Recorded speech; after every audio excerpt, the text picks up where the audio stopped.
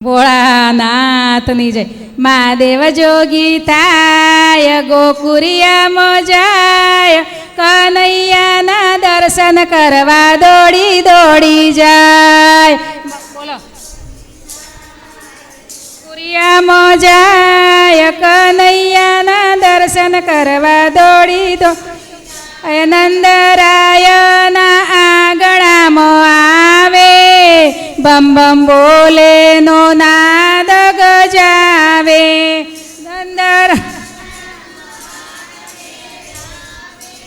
બમ બમ બોલે નો નાદ ગજાવે. કંઠે સર્પોની છે માર, રૂપ લાગે વિકરાર. સર્પોની છે માર, રૂપ લાગે વિકરાર. મુખથી હરિ ગુણ ગાય, મહાદેવ જોગી થાય ગોકુરિયામાં જાય, કનૈયાના દર્શન કરવા દોડી દોડી જાય. ભિક્ષા લઈને જશોદાજી આવે, હીરા માણેક મોતી ભરી લાવે. ભિક્ષા જશોદાજી આવે, હીરા માણેક મોતી ભરી લાવે. દાન સ્વીકારો મહારાજ, દાન સ્વીકારો મહારાજ, આપું જે જોવે તે આજ. મારું હૈયું હરખાય, મહાદેવ જોગી થાય ગોકુરિયામાં જાય, કનૈયાના દર્શન કરવા દોડી દોડી જાય.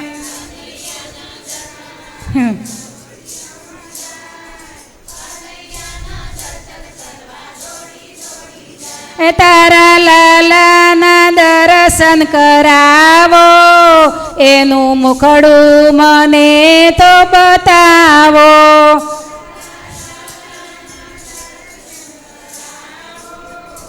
એનું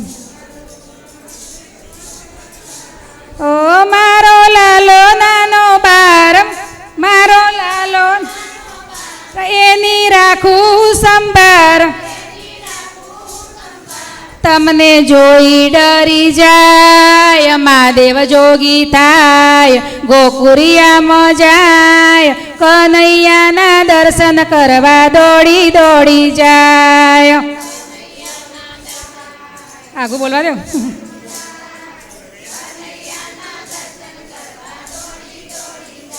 તારો લાલો તો કાળજાની કોર છે, ઓળખું છું એ બહુ પ્રેમાર છે. તારો લાલો તો કાળજાની કોર છે, ઓળખું છું એ બહુ પ્રેમાર છે. એક લીલા એવી થાય, લાલો રડવા લાગી જાય, એનું મુખડું મલકાય, મહાદેવ જોગી થાય ગોકુળિયામાં જાય, કનૈયાના દર્શન કરવા દોડી દોડી જાય.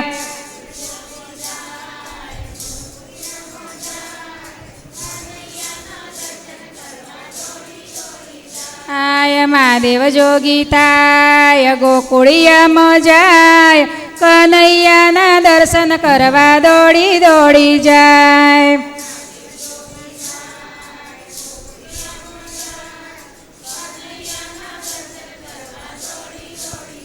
કૃષ્ણ કનૈયા લાલ કી જય.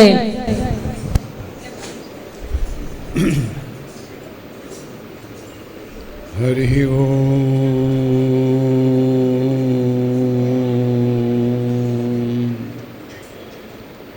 તત્સત પરમાત્મને નમઃ.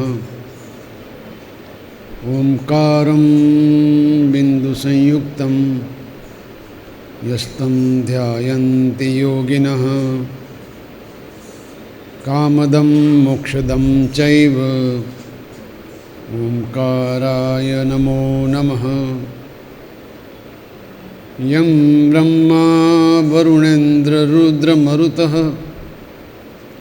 स्तुन्वन्ति दिव्यैस्तवैः વેદૈ સાંગપદક્રમોપનિષદૈ ગાયન્તિ યમ સામગા ધ્યાનાવસ્થિત તદ્ગતેન મનસા પશ્યન્તિ યમ યોગિનો યસ્યામ તમ ન વિદુસુરાસુરગણા દેવાય તસ્મૈ નમઃ. જન્માદ્યસ્ય તોન્મયાવિતરતઃ ચાર્થેષ્વવિઘ્નસ્વરાટ તેને બ્રહ્મરુદાચાદિકવયે મુહ્યન્તિ યત્સૂરયઃ. તેજો વારિમૃદાં યથા વિનિમયો યત્ર ત્રિસર્ગો મૃષા ધામ્ના સ્વેન સદા નિહસ્તકુહકં સત્યં પરમ ધીમહિ. શાંતાકારં ભુજગશયनं પદ્મનાભં સુરેશં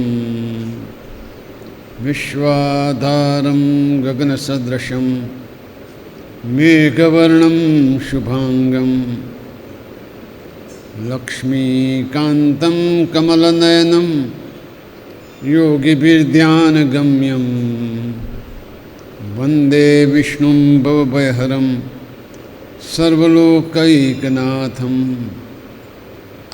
વસુદેવસુतं દેવં કંસચાણૂરમર્દनं દેવકી પરમાનંદં કૃષ્ણં વંદે જગદ્ગુરું. ઓમ નમો ભગવતે વાસુદેવાય. ઉમિયા માત કી જય, બાળોજ માત કી જય. નમઃ પાર્વતી પતયે હર હર મહાદેવ હર. આજે દરરોજની જેમ જ એક ઉપનિષદનું શ્લોક અને એનું ભાષાંતર કરીશું, કારણ કે જે શીખવાનું છે એ મૂળ વેદ અને ઉપનિષદોમાં છે. એ ધીમે ધીમે પણ જો એના અર્થ મગજમાં બેસી જાય તો ઘણા બધા ઉદાહરણો આપીને કરેલી વાર્તા કરતાં એ વધારે જીવનને ઉન્નતિ તરફ લઈ જાય છે. આજનો શ્લોક છે શ્રેયશ્ચ પ્રેયશ્ચ. શ્રેય એટલે જે કલ્યાણ કરે છે. શ્રેય એટલે મોટે ભાગે આપણને ગમતું ન હોય પણ આપણને સારું પરિણામ આપે. શ્રેય એટલે મા બાપ. શ્રેય એટલે ઈશ્વર. શ્રેય એટલે કલ્યાણ. શ્રેયશ્ચ પ્રેયશ્ચ. પ્રેયશ્ચ પ્રેય એટલે મોટે ભાગે આપણને ગમતું હોય તે દુનિયાવી ચીજો જે ખરેખર છેલ્લે સારું પરિણામ નથી આપતી, એ પ્રેયસ છે. શ્રેયશ્ચ પ્રેયશ્ચ મનુષ્યમેતઃ તૌ સ્તૌ સંપરિત્ય વિવિનક્તિ ધીરઃ. આ બંનેનો વિવેકી માણસ વિચારપૂર્વક ઉપયોગ કરે છે. શ્રેય પસંદ કરવું કે પ્રેય પસંદ કરવું એ મનુષ્યનો પોતાના મનના વિચારો છે. શ્રેયો હિ ધીરઃ અભિપ્રેયસો ગૃણીતે. જે ધીર માણસ છે, ધીરજવાળો માણસ છે, સમજણવાળો માણસ છે, વિવેકવાળો માણસ છે, એ શ્રેયને પસંદ કરશે. પ્રેયો મંદો યોગક્ષેમાત વૃણીતે. જે થોડી ઓછી બુદ્ધિવાળો અથવા તો બહુ જાણતો નથી, જે દુનિયાવી ચીજોમાં જ મોટે ભાગે લપટાયેલો રહે છે, એ પ્રેયસને પસંદ કરશે. આમ શ્રેય અને પ્રેયની આ પસંદગી કહીને કઠોપનિષદમાં પહેલા જ અધ્યાયમાં સરસ કીધું છે. મોટે ભાગે મંદબુદ્ધિવાળો માણસ મમત્વમાં, અહંકારમાં એમ જ જીવે, લૌકિક માન સન્માનમાં જીવતો હોય છે. સારી વાત તો એ છે કે બધું છોડીને જે આપણને હંમેશને માટે કલ્યાણકારી છે એ શ્રેયસનો માર્ગ અપનાવીએ. બીજા ક્રમમાં દરરોજ એક સારું ભજન કે ગીત આપણી સંસ્કૃતિમાં ગવાતા આવ્યા છે એવું ગાઈએ છીએ. આજનું ગીત હું શરૂ કરું છું. હરિને ભજતા હજી કોઈની લાજ જતા નથી જાણી રે. હરિને ભજતા હજી કોઈની લાજ જતા નથી જાણી રે, જેની સુરતા શામળિયાની સાથ વધે વેદવાણી રે, જેની સુરતા શામળિયાની સાથ વધે વેદવાણી રે. વાલે ઉગાર્યો પ્રહલાદ હિરણા કંસ માર્યો રે, વાલે ઉગાર્યો પ્રહલાદ હિરણા કંસ માર્યો રે. વિભીષણને આપ્યું રાજ રાવણ સંહાર્યો રે, વિભીષણને આપ્યું રાજ રાવણ સંહાર્યો રે. વાલે નરસિંહ મહેતાને હાર હાથો હાથ આપ્યો રે, વાલે મેને હાર હાથો હાથ આપ્યો રે. ધ્રુવને આપ્યું અવિચળ રાજ પોતાનો કરી સ્થાપ્યો રે, ધ્રુવને આપ્યું રાજ પોતાનો કરી સ્થાપ્યો રે. વાલે મીરા તે બાઈના ઝેર હળાહળ પીધા રે, મીરા બાઈના ઝેર હળાહળ પીધા રે. પાંચાળીના પૂર્યા ચીર પાંડવ કામ કીધા રે, પાંચાળ પૂર્યા ચીર પાંડવ કામ કીધા રે. હરિને ભજતા હજી કોઈની લાજ જતા નથી જાણી રે, હરિને કોઈની લાજ જતા નથી જાણી રે, જેની સુરતા શામળિયાની સાથ વધે વેદવાણી રે, જેની શામળિયાની સાથ વધે વેદવાણી રે. આવો હરિ ભજવાનો લાવો ભજન કોઈ કરશે રે, આવો હરિ ભજવાનો લાવો ભજન કોઈ કરશે રે.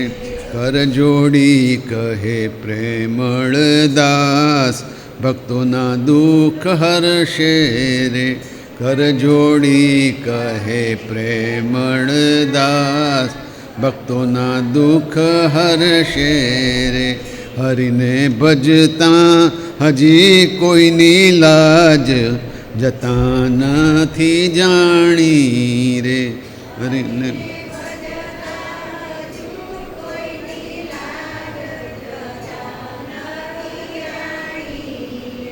જેની સુરતા શામળિયાની સાથ વધે વેદવાણી રે.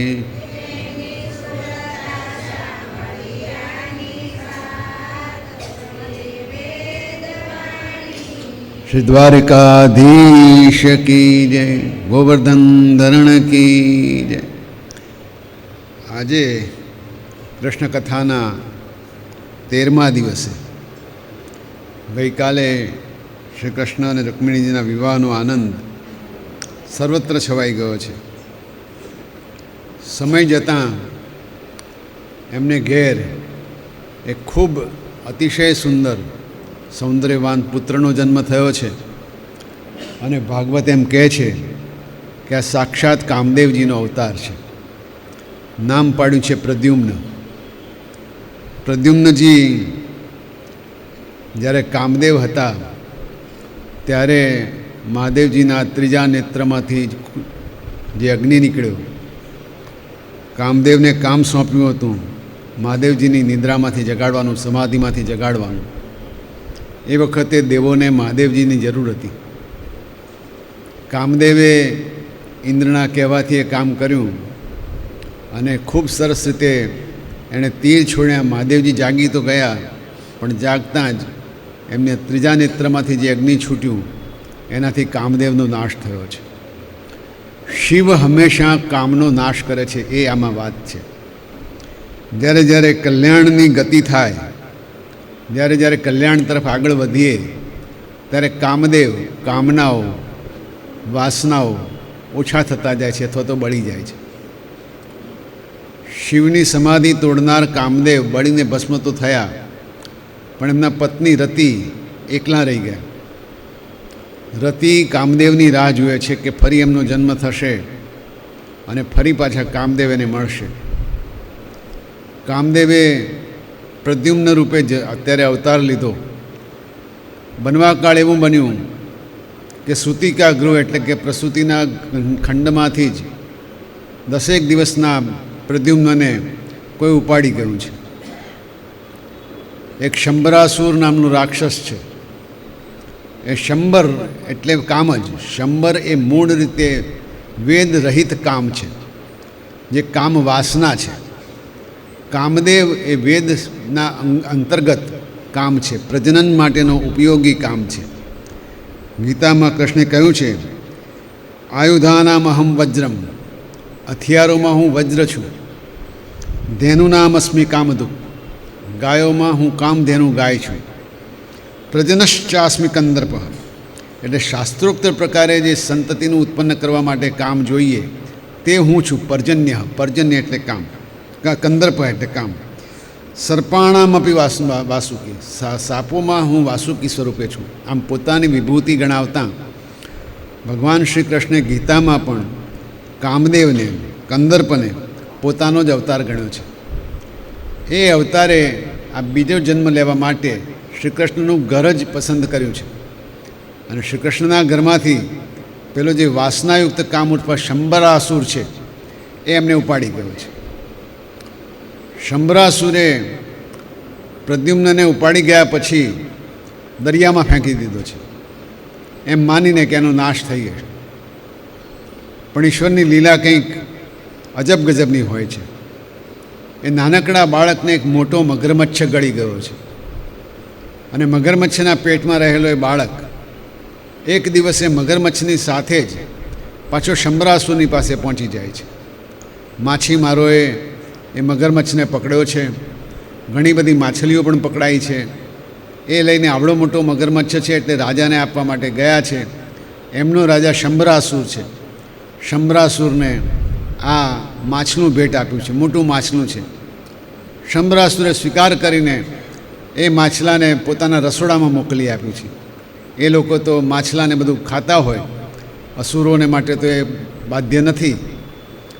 શંબરાસુરનું મોકલેલો એ મગરમચ્છ રસોડામાં ગયો એટલે રસોઈયાઓ એને કાપીને રસોઈ તૈયાર કરવાનું કામ કરવા માંડ્યા છે. એને જાત જાતના હથિયારોથી કાપે છે, પણ પછી લાગ્યું કે અંદર કોઈ જીવ છે. ધીમેથી કાપતા એમાંથી એક બાળક નીકળે છે. એ બાળક આ પ્રદ્યુમ્નજી છે. હજુ એવા ને એવા હસતા છે, એટલા ને એટલા સુકુમાર છે, એટલા ને એટલા સૌંદર્યવાન છે. રસોઈયાઓ નવાઈ પામ્યા છે, છતાંય બાળક પ્રત્યેની લાગણી, મમતાને લઈને ત્યાં જ કામ કરતી એક માયાવતી નામની બહેનને, ત્યાં રસોડામાં જ કામ કરતી હોય, એને સાચવવા આપી દીધું છે કે નાનકડું બાળક છે અને તમે સાચવો. બનવા કાળ એવું છે, ઈશ્વરની લીલા અપાર છે. આ માયાવતી એ ખરેખર તો રતિ જ છે, જે કામદેવની વર્ષોથી રાહ જોતી હતી. ઈશ્વરે અહીંયા પ્રદ્યુમ્ન સ્વરૂપે એનો ભેટો કરાવ્યો છે. બાળકને ઉછેરતાં ઉછેરતાં એને કોઈ અજીબ પ્રકારની લાગણી થાય છે. માતાની લાગણી પ્રમાણે એના સ્તનમાંથી દૂધ તો પીવડાવે છે, પણ એને થયા કરે છે કે આ બાળક કંઈ મારું જાણીતું છે. જેમ જેમ વિકાસ થાય છે એમ રતિને ખ્યાલ આવી જાય છે કે આ કામદેવ જ મારી પાસે આવ્યા છે. રતિને એના પ્રત્યે અનહદ પ્રેમ છે. રતિ અને કામદેવનું જોડું શ્રેષ્ઠ જોડાઓમાંનું એક ગણાતું હોય છે. રતિ હવે આ પ્રદ્યુમ્નને એક બાળક તરીકે ન જોતાં પોતાના પતિ તરીકે જોવાનું ચાલુ કરી દે છે. હજુ પ્રદ્યુમ્ન તો બાળક છે, પણ રતિના મનમાં પત્નીનો ભાવ ઊભો થયો છે. જેમ જેમ મોટો થાય છે એમ પ્રદ્યુમ્નને નવાઈ લાગતી જાય છે. યુવાન થયો ત્યારે એક દિવસ એનાથી કહ્યા વગર રહેવાતું નથી કે માં, તું વારંવાર મારી સાથે આવી રીતે કેમ જુએ છે? હું તારો દીકરો છું, તું મારી મા છે. એટલે માયા એને બધું સમજાવે છે કે આપણે એવું નથી, હું કે હકીકતમાં રતિ છું, તમે ગયા વખતના કામદેવ છો. કામદેવ ઉર્ફે પ્રદ્યુમ્નને પોતાનો ગત જન્મ યાદ આવે છે અને સ્વીકારી લે છે કે હા, બરાબર, આપણું જોડું હતું અને આ નવા જોડા તરીકે હવે એ લોકો પોતાની જિંદગી શરૂ કરે છે. પણ શંભરાસુરના રાજ્યમાં આવી રીતે રહેવું એ ખતરો હતો. બીજી બાજુ માયાવતીને પણ થાય છે કે પ્રદ્યુમ્ને જે માને ઘેર જન્મ લીધો છે એ મા રૂકમિણી કેટલી ઉદાસ હશે. એના ખોળામાંથી 10 દિવસની અંદર જ જો બાળકને દૂર કરવાનું થાય તો કોઈ પણ માતાને કેટલી પીડા થતી હશે. રૂકમિણી અહીંયા ખૂબ રડ્યા છે, ઘણો બધો ત્રાસ થયો છે, પણ શ્રી કૃષ્ણ કંઈ બોલતા નથી, કારણ કે આખું જ જે પ્રકરણ હતું એમાં એમણે તો પૃથ્વી પરનો ભાર ઉતારવાનો હતો. કૃષ્ણ કંઈ બોલતા નથી, રૂકમિણી રડ્યા કરે છે, આશ્વાસન આપ્યા કરે છે. આ બાજુ માયાવતીને વિચાર થાય છે કે ઓહો, આટલા બધા વર્ષો સુધી રૂકમિણીએ સમય કાઢ્યો કેવી રીતે હશે. પ્રદ્યુમ્નને પણ આ બધી વાત યાદ આવે છે કે હા, મારી મા તો ત્યાં હશે. એને બહુ યાદ કરીને પ્રદ્યુમ્ન પણ ચિંતા કરે છે કે હવે મારે મારી મા પાસે જવું જોઈએ. પણ શંભરાસુરના સકંજામાંથી છૂટવું સહેલું નથી હોતું. શંભરાસુર અનેક પ્રકારની માયાઓ જાણે છે. એવી માયાઓ જાણે છે કે કોઈની સામે કોઈ એની સામે જીતી શકે એમ છે નહીં. પણ ઈશ્વરની કૃપાએ માયાવતી સૌથી મોટી મોહ માયા એ ભગવાનની માયા જાણે છે, જેને વૈષ્ણવી માયા કહેવાય છે. એ માયાની જાણકાર માયાવતી ઈશ્વરના પ્રતાપથી પ્રદ્યુમ્નને બધી માયાઓ શીખવી દે છે અને એને બરાબર લડવામાં હોશિયાર બનાવી દે છે. હવે પ્રદ્યુમ્ન બરાબર યુવાન થઈ ગયો છે, લડી શકે એવો થયો છે, પોતાના પિતાને ઘેર જઈ શકે એવો થયો છે. માત્ર શંભરાસુરથી છૂટવાનું બાકી છે. એટલે એક દિવસે પ્રદ્યુમ્ન રાજસભામાં જઈને શંભરાસુરની સામે ક્રોધે ભરાઈને ન બોલવાના વચનો બોલે છે. પ્રદ્યુમ્નના વચનો સાંભળીને શંભરાસુર ખૂબ ગુસ્સે થયો છે. એ એટલો બધો ગુસ્સે થયો છે જાણે છટપટાતો સાપ હોય એમ ઝેરથી ભરેલો માણસ ડંખ મારવા દોડે એમ દોડ્યો છે. શંભરાસુર અને પ્રદ્યુમ્ન વચ્ચે બરોબર યુદ્ધ થયું છે.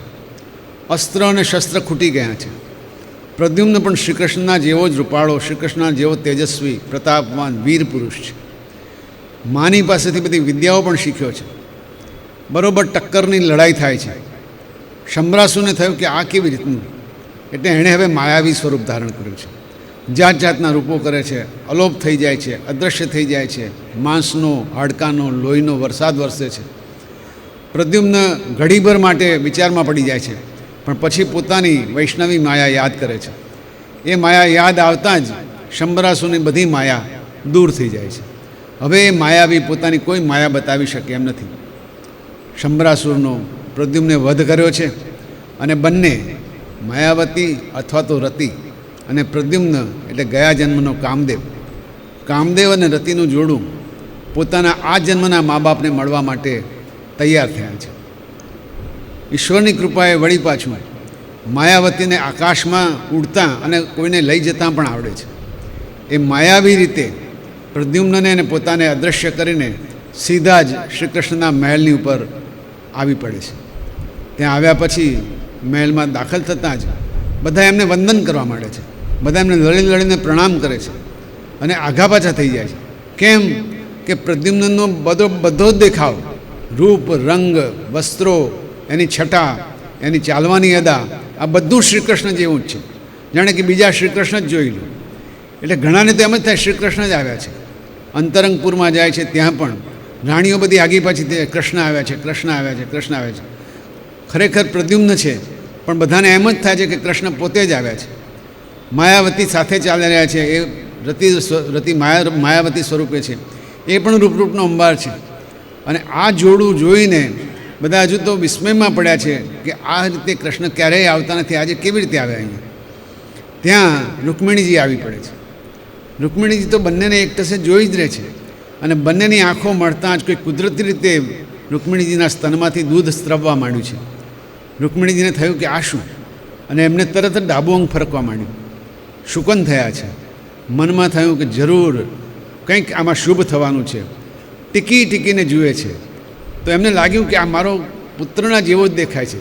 10 દિવસનો હતો ત્યારે મારો દીકરો જેવો દેખાતો હતો એવો જ આ છે. અને વળી પાછો કૃષ્ણનો બરોબર દેખાવ લઈને આવ્યો છે. રૂકમિણીજી અત્યંત પ્રસન્ન થયા છે. પણ કૃષ્ણ પણ આવી ગયા છે, વસુદેવજી આવ્યા છે, એમની સાથે સાથે દેવકીજી આવ્યા છે, બધા વડીલો ભેગા થયા છે. બધા કલ્પના કરે છે કે આ મોટે ભાગે તો કૃષ્ણનો દીકરો હશે, પણ સાચી વાત કોઈને ખબર નથી. અને કૃષ્ણ જેનું નામ કંઈ બોલતા નથી. અને એ જ વખતે એમના પ્રેરેલા નારદ મુનિ આવે છે. નારદ મુનિ બધી વાત કહે છે. એ દીકરાને ઉપાડી જનાર શંભરાસુરથી માંડી, દરિયામાં એને નાખ્યો એ વાતથી માંડી, માછલું ગળી ગયો એ વાત કરી, માછલાને આ શંભરાસુર પાસે લઈ ગયા એ વાત કરી, કાપતા એમાંથી પ્રદ્યુમ્ન નીકળ્યો, પ્રદ્યુમ્નનો ઉછેર માયાવતીએ કર્યો છે, બંને ગયા વખતના પતિ પત્ની જ છે, શંભરાસુરની હત્યા કરીને અહીં આવ્યા છે. આખી વાત નારદજીએ શ્રી કૃષ્ણના દેખતા, શ્રી કૃષ્ણ બધું જ સાંભળ્યા કરે છે, મંદ મંદ હસ્યા કરે છે અને રૂકમિણીજીને આપ્યો છે. રૂકમિણીને બધી વાત સાંભળીને પ્રદ્યુમ્નને ભેટી પડ્યા છે. મા દીકરાનો મિલાપ થયો છે. શ્રી કૃષ્ણચંદ્ર ભગવાન કી જય. આવું સુંદર મિલન આટલા વર્ષે થયું એટલે આખા દ્વારકામાં આનંદ ઉત્સવ થઈ ગયો છે. અને પ્રદ્યુમ્નનું સ્વરૂપ જ એવું છે કે કોઈ પણ માણસ એની સામે ટીકીને જોવા માંડે. મહિલાઓ તો એને જોઈને મોહિત થઈ ગઈ છે. જેમ કૃષ્ણનું પોતાનું એક ચમત્કાર છે એવું જ ઐશ્વર્ય પ્રદ્યુમ્ન પાસે છે. એમ કહેવાય છે કે પ્રદ્યુમ્નને જુઓ તો કૃષ્ણને ભૂલી જાઓ, કૃષ્ણને જુઓ તો પ્રદ્યુમ્નને ભૂલી જાઓ. આ બંને બાપ દીકરો અયોધ્યામાં આરામથી શાંતિથી રહેતા હોય છે અને ધીમે ધીમે કરતાં દિવસો પસાર થતા જાય છે. આમાં એક દિવસે એવું બને છે કે શંભરાસુરની આ જે બધી વાત હતી એ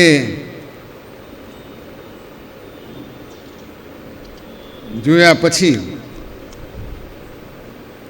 રૂકમિણીજી અને શ્રી કૃષ્ણ બધા દ્વારિકામાં પોતાનું કામ કરી રહ્યા છે ત્યારે કંઈક આફત જાણે આવવાની છે એવું બધાને અંદાજ આવવા માંડ્યો છે. કઈ આફત હશે? આપણે જોઈએ છીએ કે જ્યારથી શ્રી કૃષ્ણે કંસને માર્યો ત્યારથી એક પછી એક આફત આવી જ પડે છે. અને આમ જોવા જઈએ તો એમનું યુગ કરવા જે માટે આવ્યા છે, જેના માટે જન્મ લીધો છે, જે અસુરોનો નાશ કરવાનો છે, એ જ કામે કરી રહ્યા છે. પણ બીજી બાજુ જોઈએ એક માણસની દૃષ્ટિથી તો મથુરામાં જે 8-10 વર્ષ રહ્યા છે, 12મા વર્ષે આવ્યા છે અને 25મા વર્ષે રહ્યા એમ કહેવાય છે, તો 13 વર્ષ રહ્યા છે. 13 વર્ષમાં જરાસંધ 17 વખત એમની ઉપર હુમલો લઈને આવ્યો છે. એ બતાવે છે કે એમને જરાય નિરાંત તો હતી જ નહીં.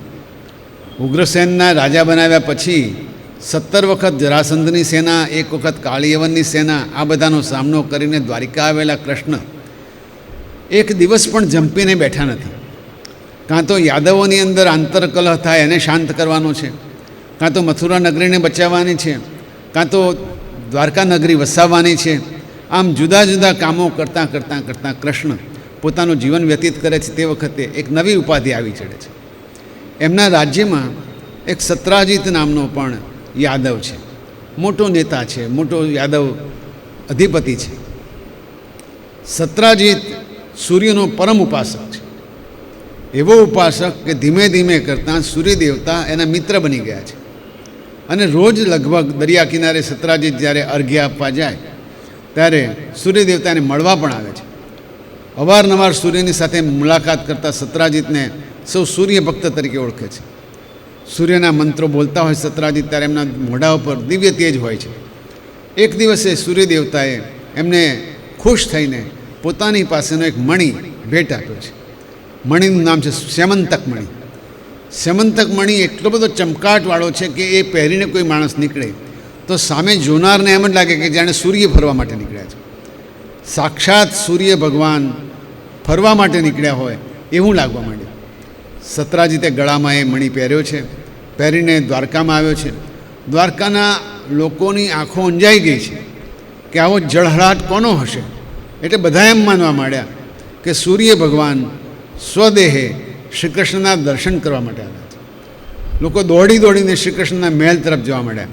સત્રાજીત પોતાના મહેલ તરફ ગયો અને અહીં આવીને લોકોએ ખબર આપી છે શ્રી કૃષ્ણને મહાદેવ કે હે મહારાજ, આપણે ત્યાં સૂર્ય ભગવાન આવ્યા છે અને તમારા દર્શન કરવા માટે આવી રહ્યા છે. શ્રી કૃષ્ણ વિચારમાં પડ્યા અને પછી હસીને કહે છે કે જરૂર આ પેલા સત્રાજીતનો દેખાવ હશે. એણે મેં કીધું એવું નથી, સત્રાજીત એક મણી લાવ્યો હશે જે સેમંતક મણી છે અને એને કારણે આ જળહળાટ છે. દ્વારિકાવાસીઓને બહુ નવાઈ લાગી છે. વળી આ મણી એટલો બધો ચમત્કારી, પવિત્ર અને સરસ છે કે દરરોજ 8 ભાર જેટલું સોનું આપે છે સત્રાજીતને. મેં ગણતરી કરી, 8 ભાર એટલે 2500 કિલો આમ તો થાય છે, પણ 8 ભાર સોનું આપે છે એમ શાસ્ત્ર કહે છે. એટલે સત્રાજીતને તો ત્યાં સંપત્તિનો વરસાદ વરસ્યો છે. આ બધું જોઈને દ્વારકાવાસીઓની આંખો પહોળી થઈ ગઈ છે, આશ્ચર્યચકિત થઈ ગયા છે. સેમંતક મણી જોઈને રોજ એની પૂજા કરે છે, એની સ્થાપના કરી છે. સત્રાજીત ખૂબ ખુશ છે. સત્રાજીતનો એક ભાઈ છે પ્રસેનજીત. એક દિવસે સત્રાજીત શ્રી કૃષ્ણને મળવા ગયા છે.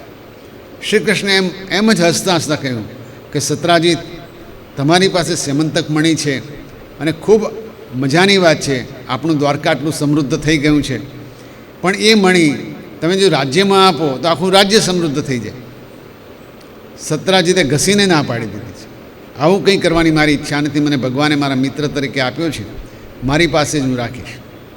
કૃષ્ણે કહેતા તો કહી દીધું, પણ બનવા કાળ એવું બન્યું છે કે સત્રાજીતનો ભાઈ પ્રસેનજીત એક દિવસે ભાઈને પૂછીને એ મણી ગળામાં પહેરીને વનમાં શિકાર કરવા નીકળ્યો છે.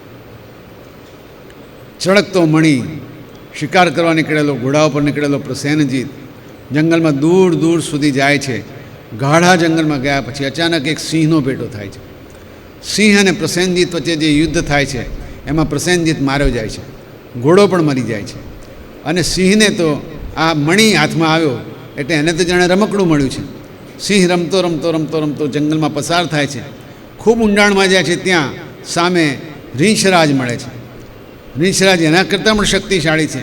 એમને પણ નવાઈ લાગી કે આ નવું રમકડું કયું આવ્યું.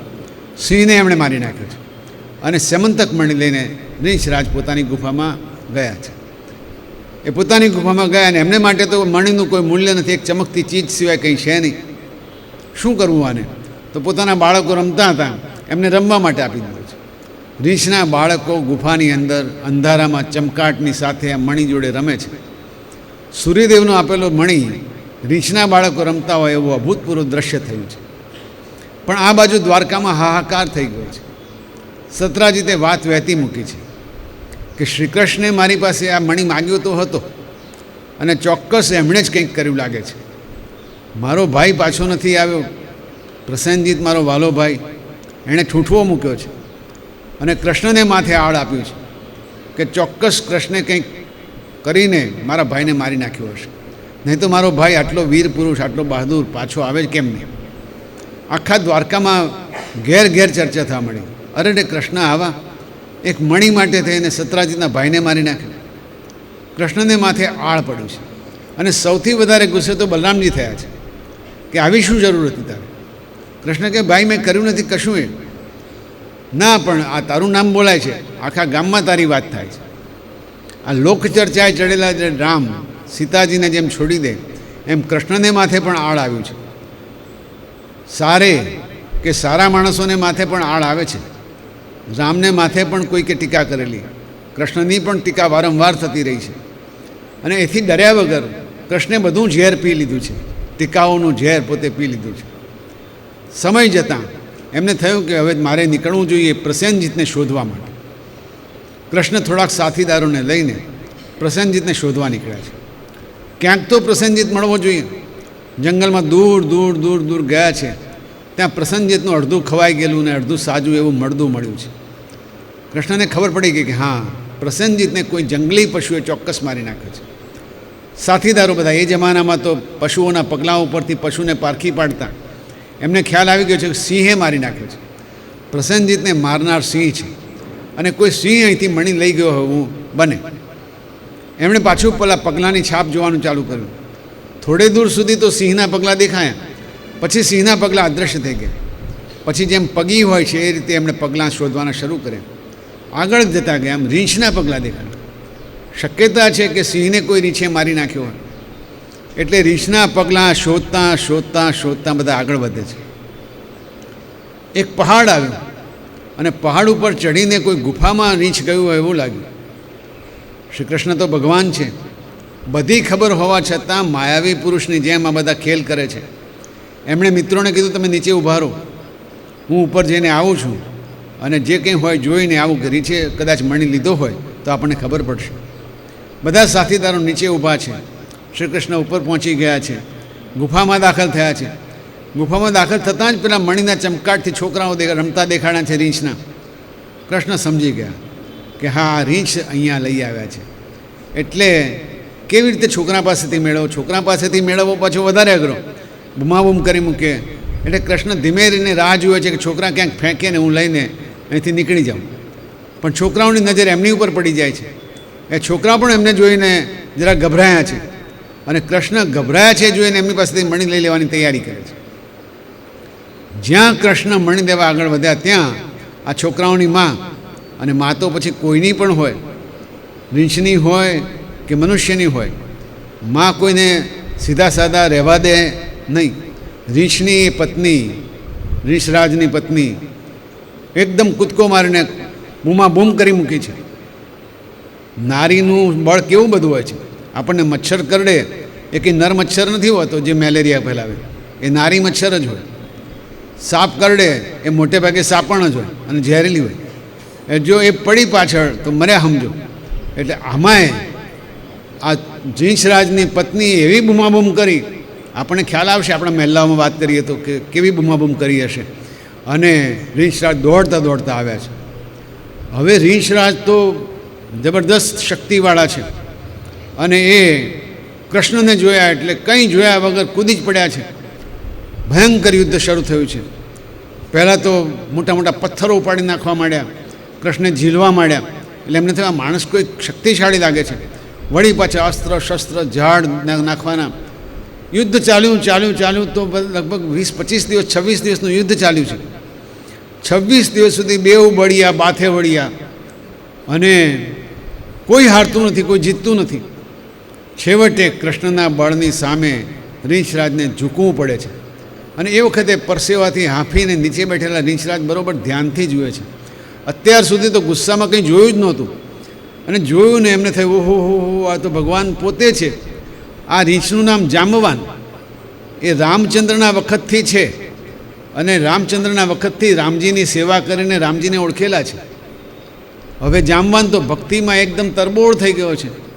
એણે તો આખી વાર્તા શરૂ કરી છે. અરે ભગવાન, વાલીને માર્યો, સુગ્રીવને રાજ આપ્યું, આપણે બધા સીતાને શોધવામાં અમને મોકલ્યા, સીતાજીને શોધીને અમે આવ્યા, કેવું યુદ્ધ આપણે કર્યું હતું, રાક્ષસોને માર્યા. ભગવાન તમને બરાબર યાદ હશે. એ તો વાતે વળગી ગયો. ભગવાન પણ હસતા હસતા બધું સાંભળે છે. ખાસો એવો વખત ગયો પછી કે ભાઈ આ તો મારા માથે લાગેલું કલંક ધોવા માટે હું આવ્યો છું. આપણે બે તો મિત્રો નીકળ્યા, સારી વાત છે. લડ્યા ખરા 26 દિવસ સુધી, એ સારી વાત છે. પણ હવે મને મણી આપે તો મારા મોટા ભાઈને જઈને બતાવું, બીજા બધાને તો નહીં બતાવું તો એ ચાલશે. એમ કહીને મણી લીધો છે. જાંબવાન તો એટલા બધા ગદગદિત થઈ ગયા છે તો મણી તો આપ્યો છે પણ સાથે સાથે પોતાની દીકરી જાંબવતીને પણ આપી છે. બોલો શ્રી કૃષ્ણ કનૈયા લાલ કી જય. આમ રૂકમિણીજીના એક સહાયક બીજા પણ આવી ગયા, જાંબવતીજી આવી ગયા. કૃષ્ણના ત્યાં ધીમે ધીમે રાણીઓ, પટરાણીઓનું ધીમે ધીમે એકત્રીકરણ થવા માંડ્યું છે. પણ જાંબવતીની સાથે કૃષ્ણ દ્વારકા પાછા મણી લઈને આવ્યા ત્યાં સુધીમાં પેલા લોકોએ તો ગડબડ કરી મૂકેલી. જે નીચે ઊભા રાખ્યા હતા પહાડ નીચે, 8 દિવસ રાહ જોઈ, 12 દિવસ રાહ જોઈ, પછી કંટાળ્યા કે મરી ગયા લાગે છે. એટલે એ બધા તો દ્વારકા આવી ગયા અને ઠૂંઠવો મૂકેલો કે કૃષ્ણ તો કદાચ ગયા ગુફામાં પાછા આવ્યા જ નથી. એ દ્વારકામાં તો એમનું બધું વિધિસર બધું કરવાનું તૈયારી થઈ ગયેલી. અહીંયા રાણીઓ રડે છે, દેવકીજી રડે છે, વસુદેવજી રડે છે, પણ જ્યાં સુધી સાચા સમાચાર કન્ફર્મ ના થાય ત્યાં સુધી કંઈ કરી ન શકાય. બધા રાહ જુએ છે કે કોઈ સમાચાર આવે છે, કોઈ સમાચાર આવે છે. 26 દિવસે તો સમાચાર નહીં, કૃષ્ણ પોતે જ જાંબવતીને લઈને આવી ગયા છે. એટલે બધાને આશ્ચર્ય અને આનંદ બેઉ થયા છે કે આ ખરા ભગવાન છે. કે લડવા ગયા, લડવા મણી માટે ગયા અને મણીને સાથે મણીબેન નહીં લેતા આવી ગયા. એટલે આ કૃષ્ણ કનૈયાલાલ છે ભાઈ. એ તો રાજમહેલમાં આવ્યા, બધાએ જામવતીને પણ વધાવ્યા છે, મણીને પણ સાથે બધાને બતાવ્યો છે અને બધાને થયું કે કૃષ્ણ બચી ગયા છે, આપણી સાથે આવ્યા છે, બધા આનંદ મજાથી રહેવા માંડ્યા છે. પણ સત્રાજીતને આખા ગામે ચૂંથી નાખ્યો છે શબ્દોથી. અરે રે, ત્યાં કૃષ્ણ ઉપર આડ લગાવ્યું, બીજા કોઈને નહીં, આવા કૃષ્ણ ભગવાન ઉપર ત્યાં આડ લગાવ્યું. જે માણસો નિંદા કરતા હતા એ માણસો હવે સત્રાજીત ઉપર તૂટી પડ્યા છે. માણસોને તો કંઈક કામ જોઈએ, કામ મળી ગયું. પહેલાં કૃષ્ણ ઉપર વધુ કર્યું, હવે સત્રાજીત ઉપર. કૃષ્ણ તો સહન કરે એવા હતા, કૃષ્ણ તો ઉપાય શોધે એવા હતા. સત્રાજીત એટલો બધો મજબૂત હતો નહીં. એ તો ધીમે ધીમે દિવસ જાય છે અને ઢીલો પડતો જાય છે.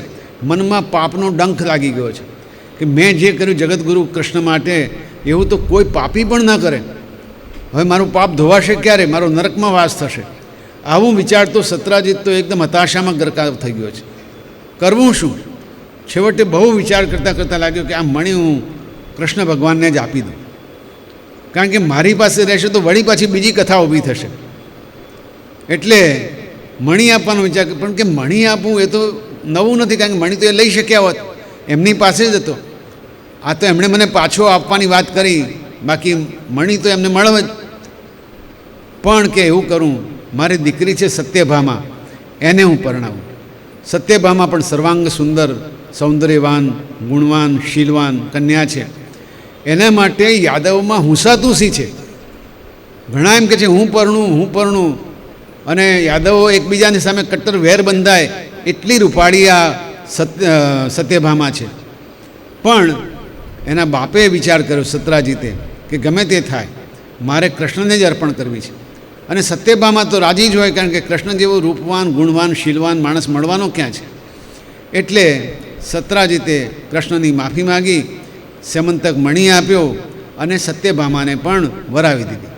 સત્યભામાને વરીને કૃષ્ણ ભગવાન પોતાના આનંદ મગ્નમાં થઈને મહેલમાં રહે છે. પણ મણી રાખવાની ના પાડી કે મણી મારે રાખવો નથી, તું તારો મણી પાછો લઈ જા. કારણ કે આ મણી જ્યારે લઈને નીકળું ત્યારે કોઈને પરણીને પાછો આવું છું, એટલે મણી પાછો આપી દેવો સારો. એટલે કૃષ્ણ ભગવાને મણી પાછો આપ્યો. સત્રાજીત મણી પાછો લઈને ઘેર આવ્યો છે અને આ બાજુ સત્યભામા અને શ્રી કૃષ્ણનો ઘર સંસાર સરસ રીતે ચાલવા માંડ્યો છે. હવે એક વખત એવું બન્યું કે શ્રી કૃષ્ણને સમાચાર મળ્યા છે કે પાંડવો લાક્ષાગૃહમાં બળી મર્યા. આખા ભારતમાં આ સમાચાર ફેલાઈ ગયા. પાંડવો જેવા બળિયા મહાબળવાન માણસ પુરુષો, વીર પુરુષો એ લાક્ષાગૃહમાં કમોતે મર્યા. આવું તો બને જ કેવી રીતે? આખા ભારતમાં હાહાકાર થઈ ગયો છે, આર્યાવર્તમાં હાહાકાર થઈ ગયો છે. અને શ્રી કૃષ્ણને ખબર મળ્યા છે. કૃષ્ણ પોતે બધું જાણે છે, પણ લૌકિક ક્રિયા કરવાની જરૂરી છે. એટલે કૃષ્ણ ત્યાં પોતાના ફોઈબાને મળવા માટે હસ્તિનાપુર જવા નીકળ્યા છે. તો કૃષ્ણ ત્યાં પહોંચે ત્યાં પહેલાં એમને યાદ કરીએ. હરે કૃષ્ણ કૃષ્ણ કૃષ્ણ હરે હરે,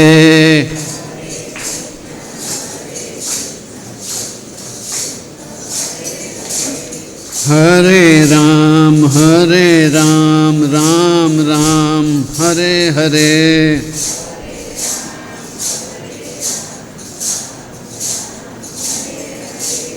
હરે રામ રામ રામ હરે હરે.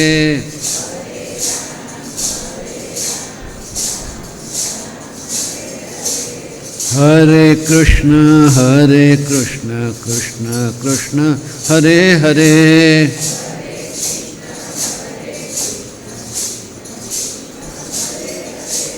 હરે કૃષ્ણ કૃષ્ણ કૃષ્ણ હરે હરે.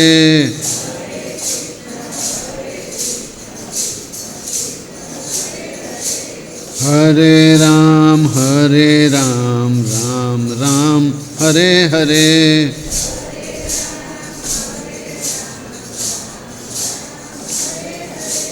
હરે રામ રામ હરે હરે.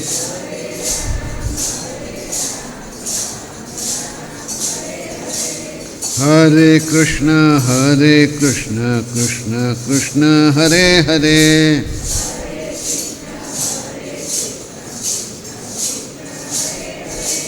હરે કૃષ્ણ કૃષ્ણ કૃષ્ણ હરે હરે,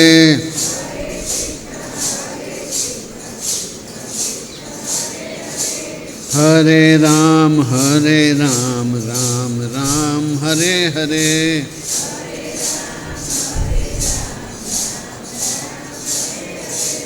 હરે કૃષ્ણ કૃષ્ણ કૃષ્ણ હરે હરે,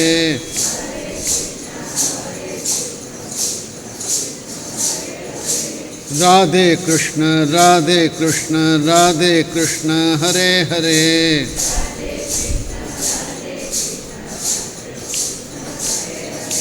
હરે રામ રામ હરે હરે,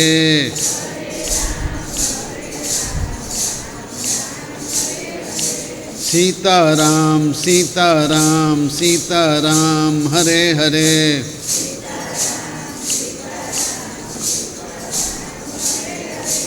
રાધે રાધે હરે હરે,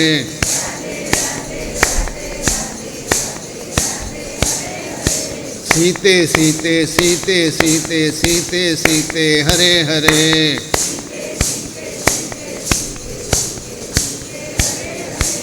હરે કૃષ્ણ કૃષ્ણ હરે હરે,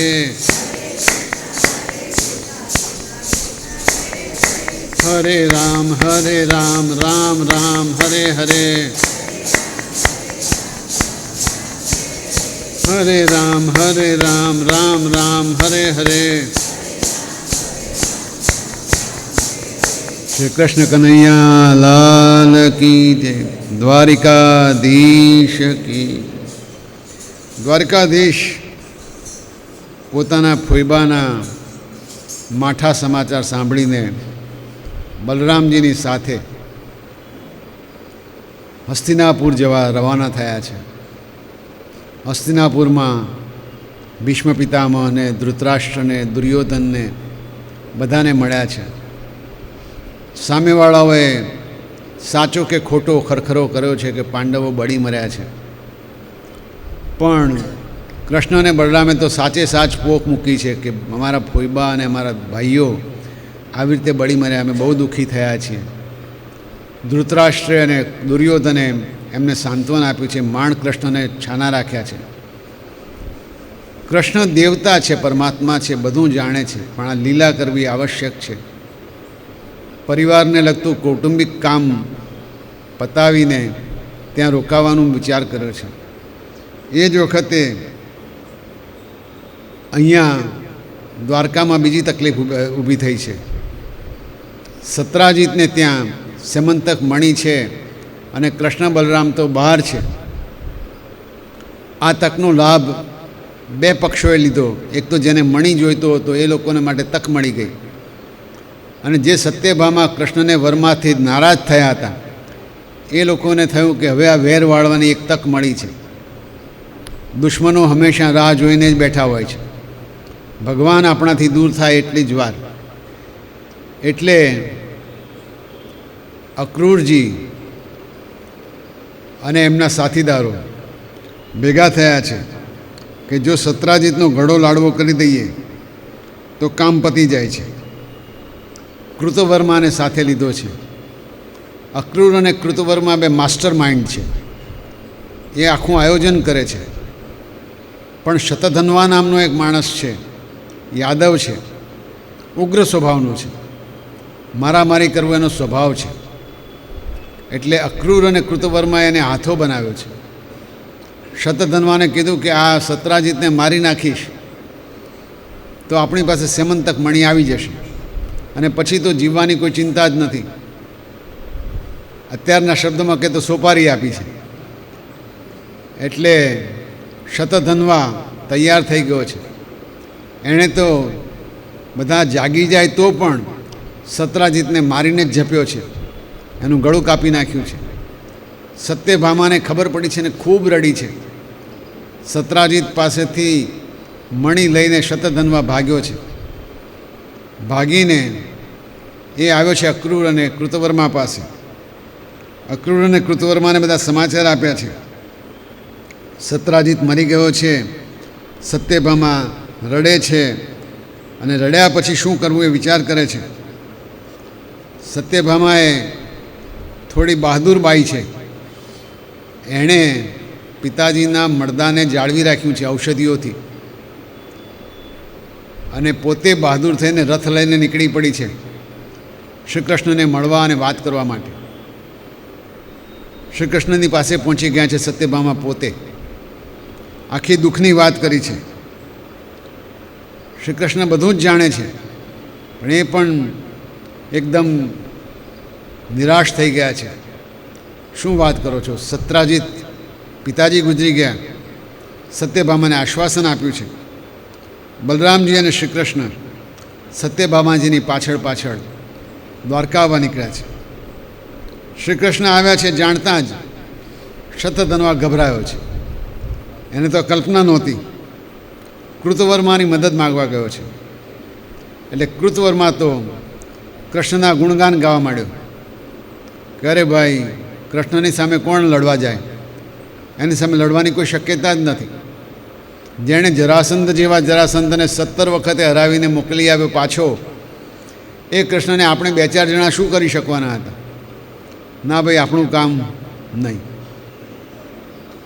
અક્રૂરે તો એના કરતાંય મોટી વાત કરી. એ કે કૃષ્ણને જીતાય એવું તો નથી જ, પણ હવે તારે બચવું હોય તો ભાગ, કારણ કે મણી તો તારી પાસે છે ભાઈ, આમાં હું કંઈ કરી શકું નહીં. આ એ જ અક્રૂરજી છે જે કૃષ્ણને લેવા માટે કંસે મોકલ્યા હતા અને વૃંદાવનમાંથી કૃષ્ણને લઈને આવી અને કંસની હત્યા કરાવી હતી. અક્રૂરજી ભક્ત છે, પણ પૈસા કોઈ પણ માણસને દાનવ બનાવી શકે છે.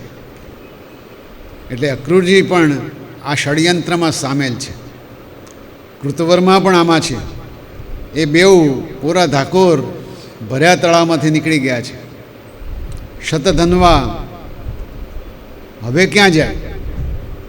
એ ભાગ્યો છે, જેટલો બને એટલો ઝડપથી ભાગવા માટે દોડ્યો છે. કૃષ્ણ અને બલરામ પોતાના રથ લઈ અને શતધન્વાની પાછળ દોડ્યા છે.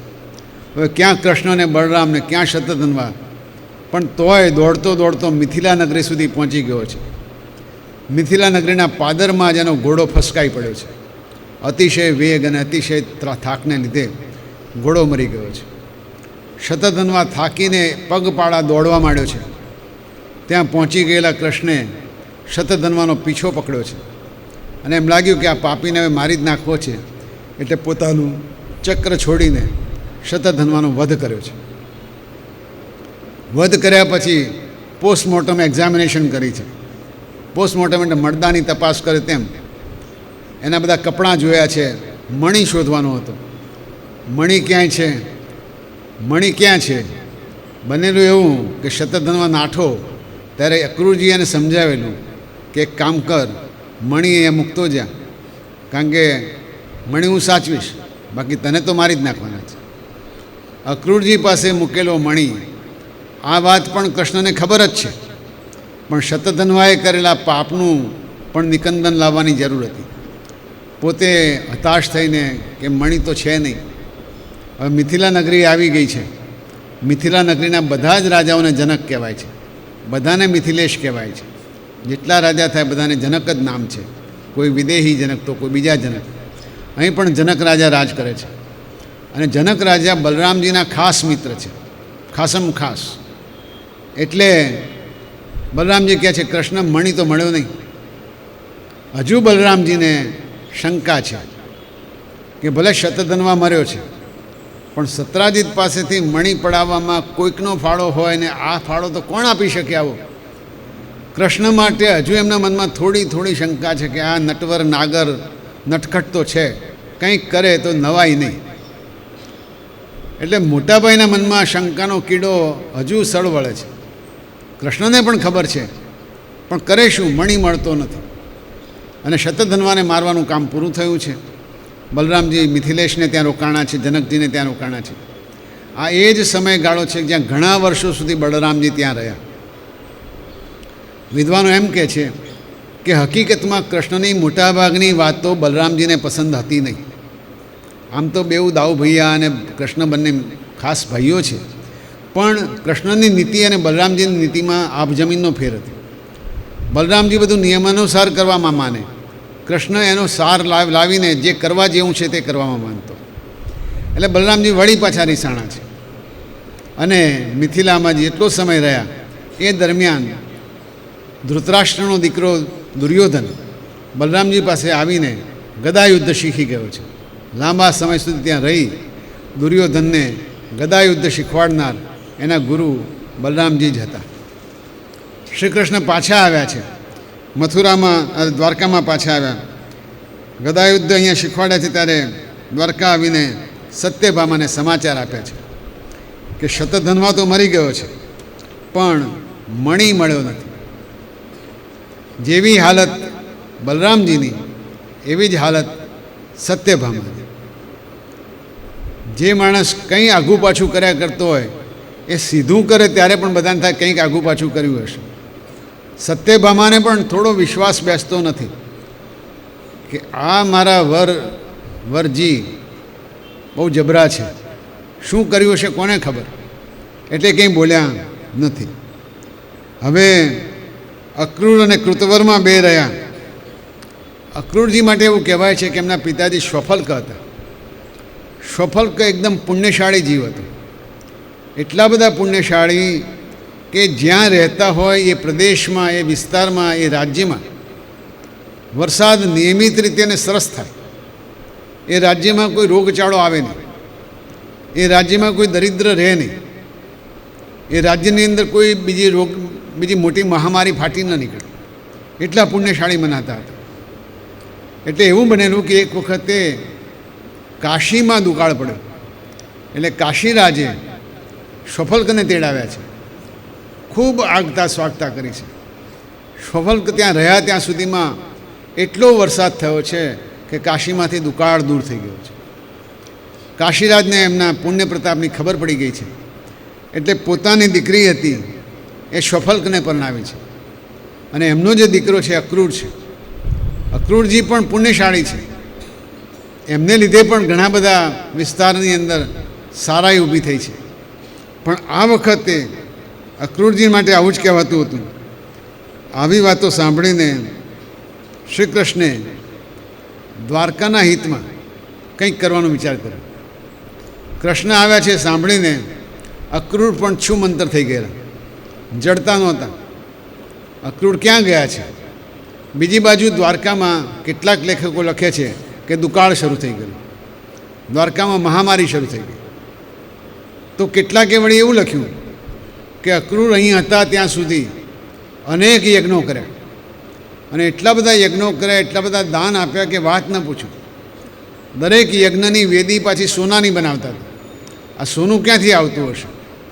એટલે અક્રૂરજી વિશે આ વાત સાંભળી અને અક્રૂરજી ભાગી ગયા છે. બે વાત ભેગી કરીને કૃષ્ણ સમજી ગયા કે આ અક્રૂરજીનો આમાં હાથ છે. એમણે ગમે તેમ કરીને અક્રૂરજીને શોધી મંગાવ્યા, અક્રૂરજીને બોલાવી લાવ્યા. અક્રૂરજી આવ્યા છે. કૃષ્ણે એમનું ખૂબ સન્માન કર્યું છે કે દ્વારકા તમારા વગર તો કેવી થઈ ગઈ છે, તમે ન હો તો પુણ્ય પરવારી જાય. અક્રૂરજી તમારે લીધે જ દ્વારકા છે.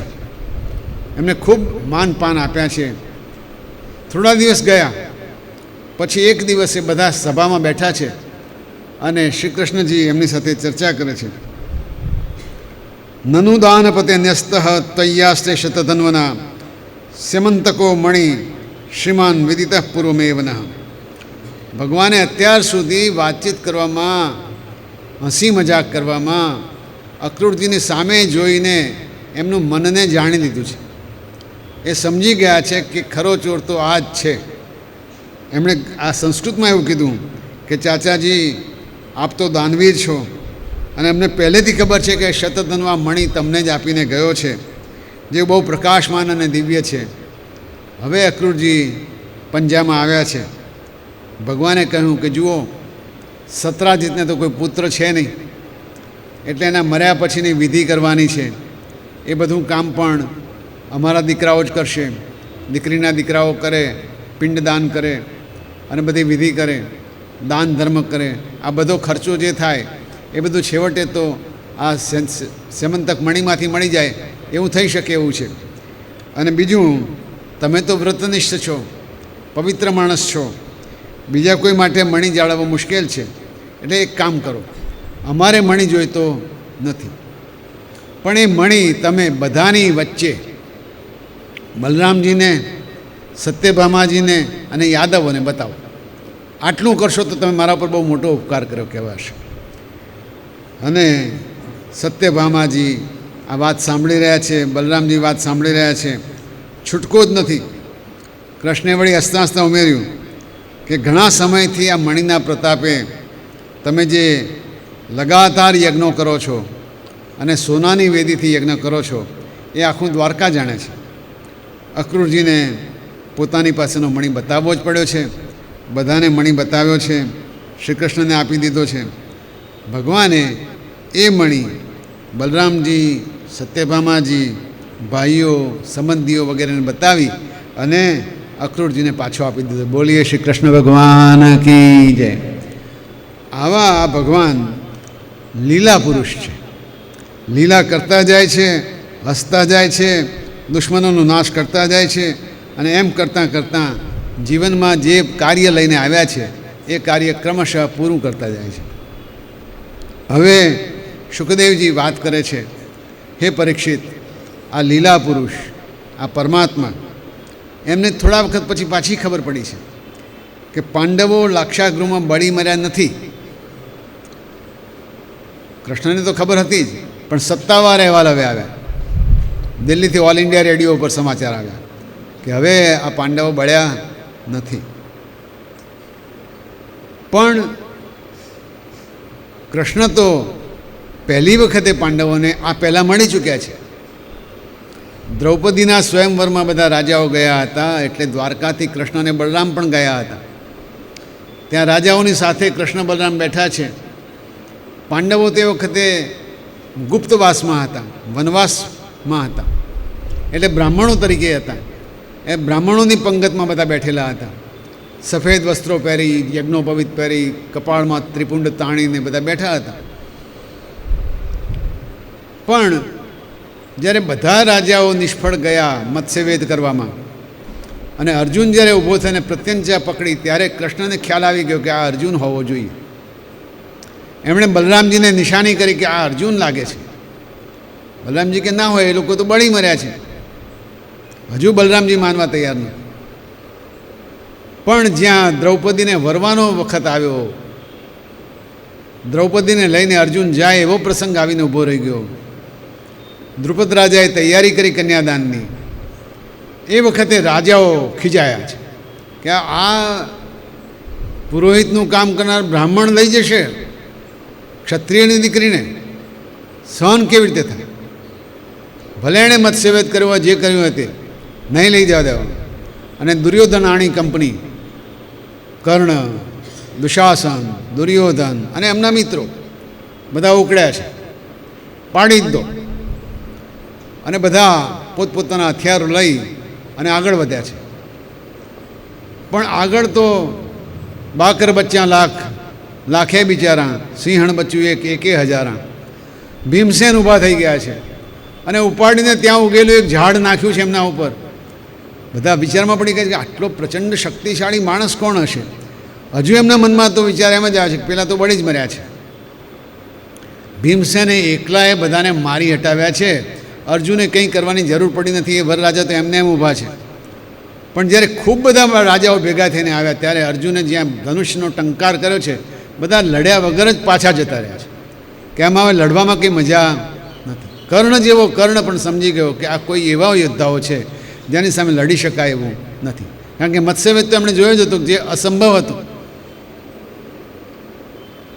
આવા પાંડવો ફરી પાછા કૃષ્ણ બલરામજીને ખભા ઉપર ટપલી મારે છે. મોટા ભાઈ, હવે શું લાગે છે? બલરામજી કાનપટ્ટી પકડી કે કાના તું સાચો, આ લાગે છે તો બલરામ, ભીમ અને અર્જુન જ. બંને કંઈ બોલ્યા નથી. બંને ભાઈઓ પોતાના ત્રણેય બીજા ભાઈઓની સાથે, પાંચે પાંડવો દ્રૌપદીજીને લઈને આ લોકો રાજાઓ ભાગી ગયા પછી પોતાના નિવાસ સ્થાને જ્યાં ગુપ્તવાસમાં રહેતા હતા ત્યાં પહોંચી ગયા છે. રાત પડી એટલે બે અજાણ્યા માણસો અતિથિ થઈને એમના ઘેર આવ્યા છે. આવીને સીધા કુંતી માતાના પગે પડ્યા છે. ફોઈબા કેમ છો? ફોઈબાને થયું કે અરે રે, અત્યાર સુધી આટલું બધું સાચવ્યું, 12 વર્ષ સુધી કોઈ અમને ઓળખી ના શક્યા, આ ઓળખનારા કયા આવ્યા? આ ઓળખનારા તો એવા છે જે આખા જગતને ઓળખે છે.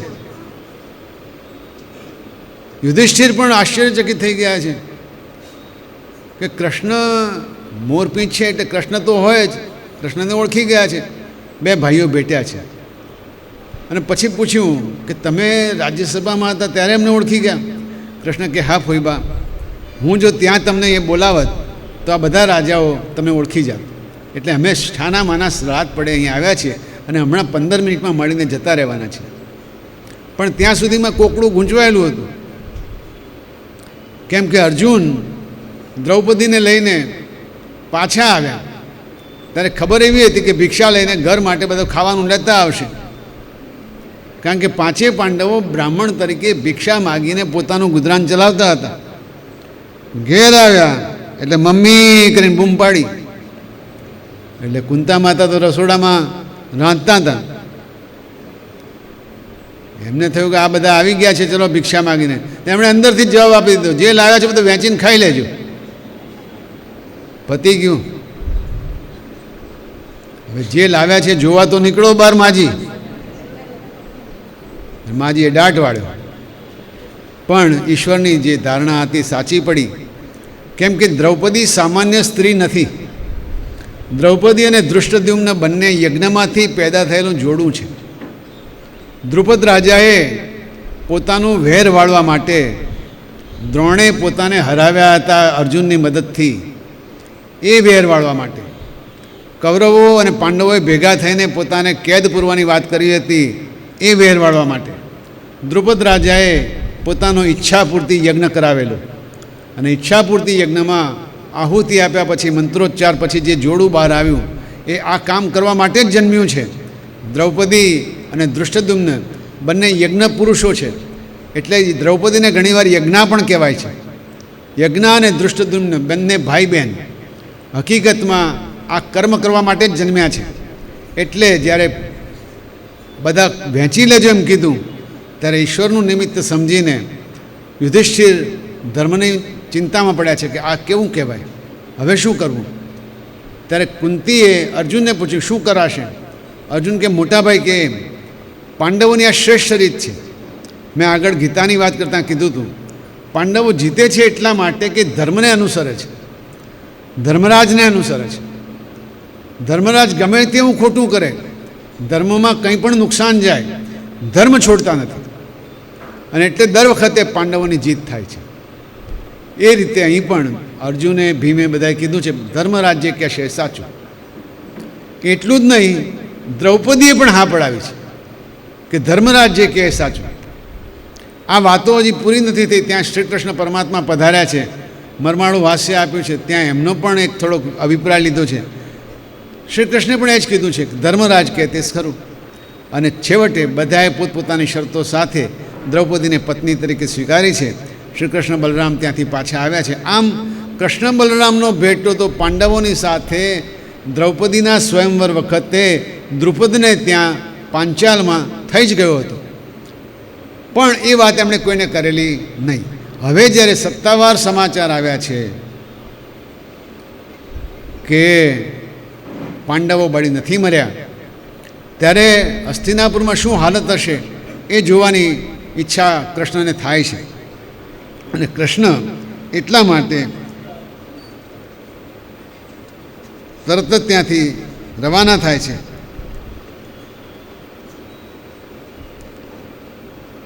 અને પછી બલરામ અને શ્રી કૃષ્ણ હસ્તિનાપુરમાં ફોઈને મળવા આવ્યા છે. પાંડવો ખૂબ રાજી થયા છે, ગદગદ થઈ ગયા છે, કારણ કે આટલા શક્તિશાળી ભાઈઓ પણ કૃષ્ણની સહાય વગર કંઈ બહુ થઈ શકે એવું નહોતું. એટલે પાંડવો રાજી થયા છે, ફોઈબા બહુ રાજી થયા. કુંતી તો એકદમ રડવા માંડ્યા છે અને ધ્રુસકે રડીને એમ કીધું છે, કૃષ્ણ તમે અત્યાર સુધી હતા ક્યાં? અમે કેટલા દુઃખમાંથી પસાર થયા, 12 વર્ષ સુધી આ કામ કર્યું, ગુપ્તવાસ બેઠ્યો, અને ખાવા ન મળે, અનાજની તકલીફ પડે, વનમાં કેટલા બધા હેરાન થયા. કૃષ્ણે એમને સાંત્વન આપ્યું છે અને કહ્યું છે કે કંઈ વાંધો નહીં, હવે હું તમારી સાથે છું અને આપણે કંઈક જે કરવા જેવું હશે તે કરીશું. હસ્તિનાપુર રોકાયા છે. સારો એવો સમય સુધી પાંડવોને અને ફોઈબાને સાચવી લીધા છે, એમના મનને પ્રસન્ન કર્યા છે. એક વખતે અર્જુન અને શ્રી કૃષ્ણ બે શિકાર કરવા ગયા છે. શિકાર કરતાં કરતાં દૂર દૂર ગયા, ત્યાં નદી કિનારે એક યુવતી નાનકડી ઝૂંપડી બનાવીને તપ કરી રહી છે. એટલે અર્જુન એની પાસે ગયો છે. કૃષ્ણ રથ લઈને થોડે દૂર ઊભા છે. અર્જુને પૂછ્યું કે હે માનુની, તમે છો કોણ? અહીં એકાંતમાં ઝૂંપડી બાંધીને તમે કરો છો શું? એટલે એ સ્ત્રી જવાબ આપે છે કે હું સૂર્યની પુત્રી છું, મારું નામ કાલિંદી, અને મેં વ્રત રાખ્યું છે કે હું લગ્ન કરીશ તો ભગવાન વિષ્ણુ પાસે સાથે જ લગ્ન કરીશ. આ કાલિંદીનું પ્રતિજ્ઞા હતી. વર્ષોથી હું અહીંયા વ્રત કરું છું અને મને ખાતરી છે કે ભગવાન પોતે મને લેવા માટે આવશે. અર્જુન પણ નરનારાયણમાંથી નર છે. એને ખ્યાલ છે કે શ્રી કૃષ્ણ સ્વયં ભગવાન છે, એટલે એણે કૃષ્ણને જઈને વાત કરી છે. કૃષ્ણ તરત જ આવ્યા છે, કાલિંદીને મળ્યા છે અને એને પોતાના તરફથી સંપૂર્ણ સંમતિ આપી કાલિંદીને લઈને યુધિષ્ઠિરની પાસે, કુંતી માતા પાસે પાછા આવ્યા છે. કુંતી માતાએ આ નવા જોડાને આશીર્વાદ આપ્યા છે. બોલો શ્રી કૃષ્ણ ભગવાન કી જય. કૃષ્ણને વિશે, એમની વીરતા વિશે જેટલું લખાયું છે, એમની મુત્સદ્દીગીરી વિશે જેટલું લખાયું છે, એમની બુદ્ધિ વિશે જેટલું લખાયું છે, એના કરતાં અનેક ગણું વધારે એમના સૌંદર્ય માટે લખાયું છે. એમનું સૌંદર્ય જેવું છે કે જગતની કોઈ પણ સ્ત્રી અરે પુરુષ પણ એનાથી મોહિત થઈ જાય, એટલું ભવ્ય સૌંદર્ય ધરાવતા કૃષ્ણ છે.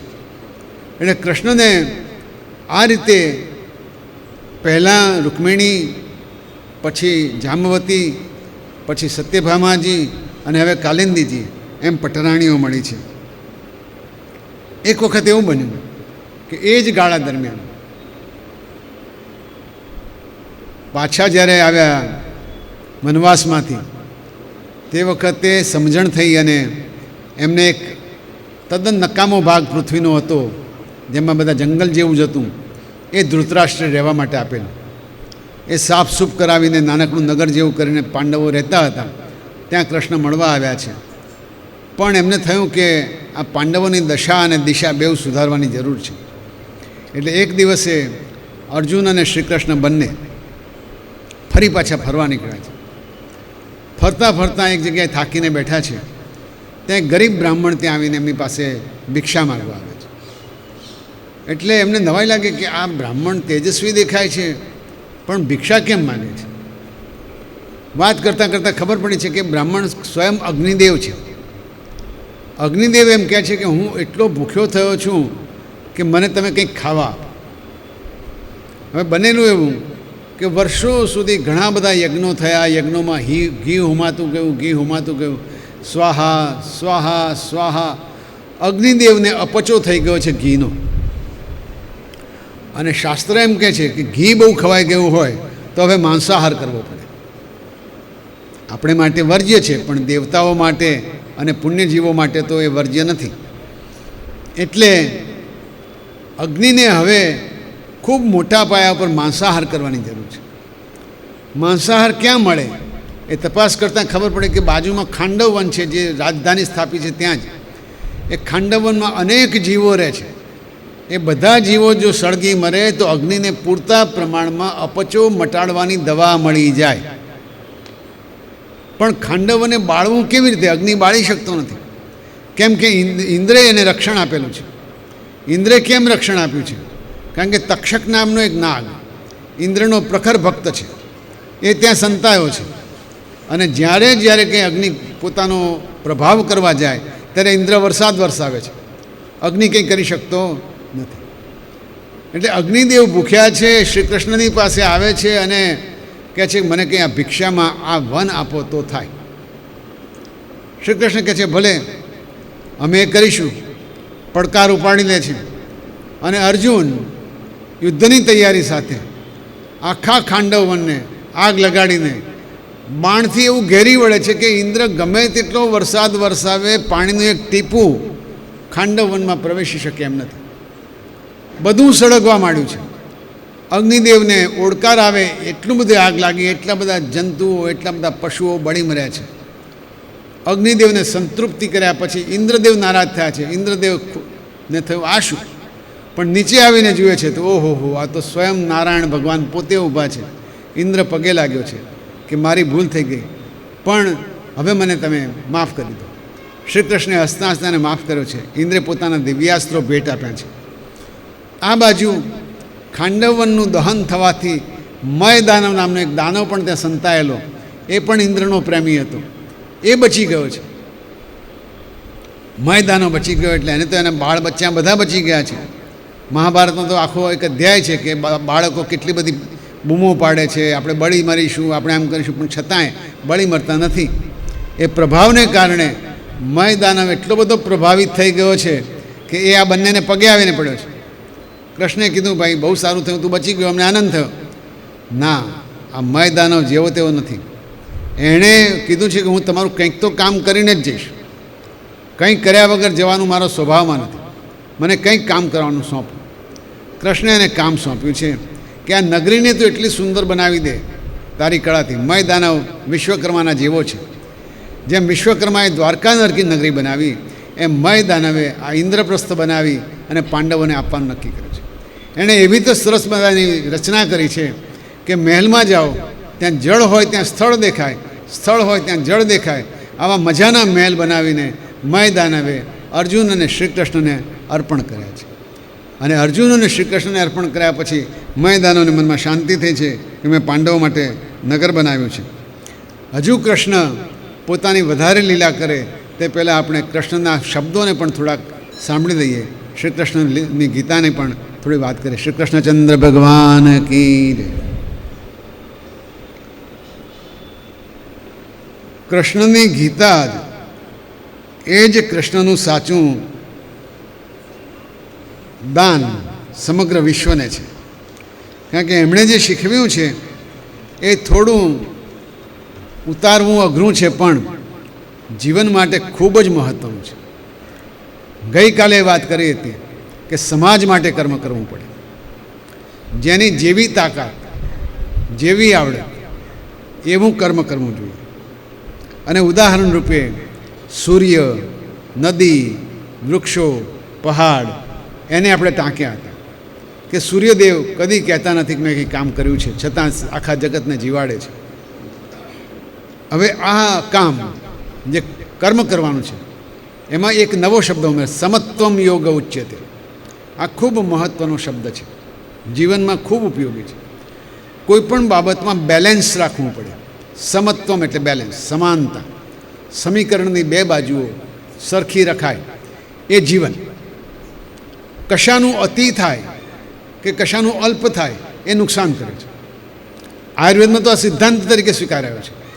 કોઈ પણ વાતનું અતિ થાય એટલે નુકસાનકારક. અતિ સર્વત્ર વર્જેત, અતિ છોડી દેવું પડે.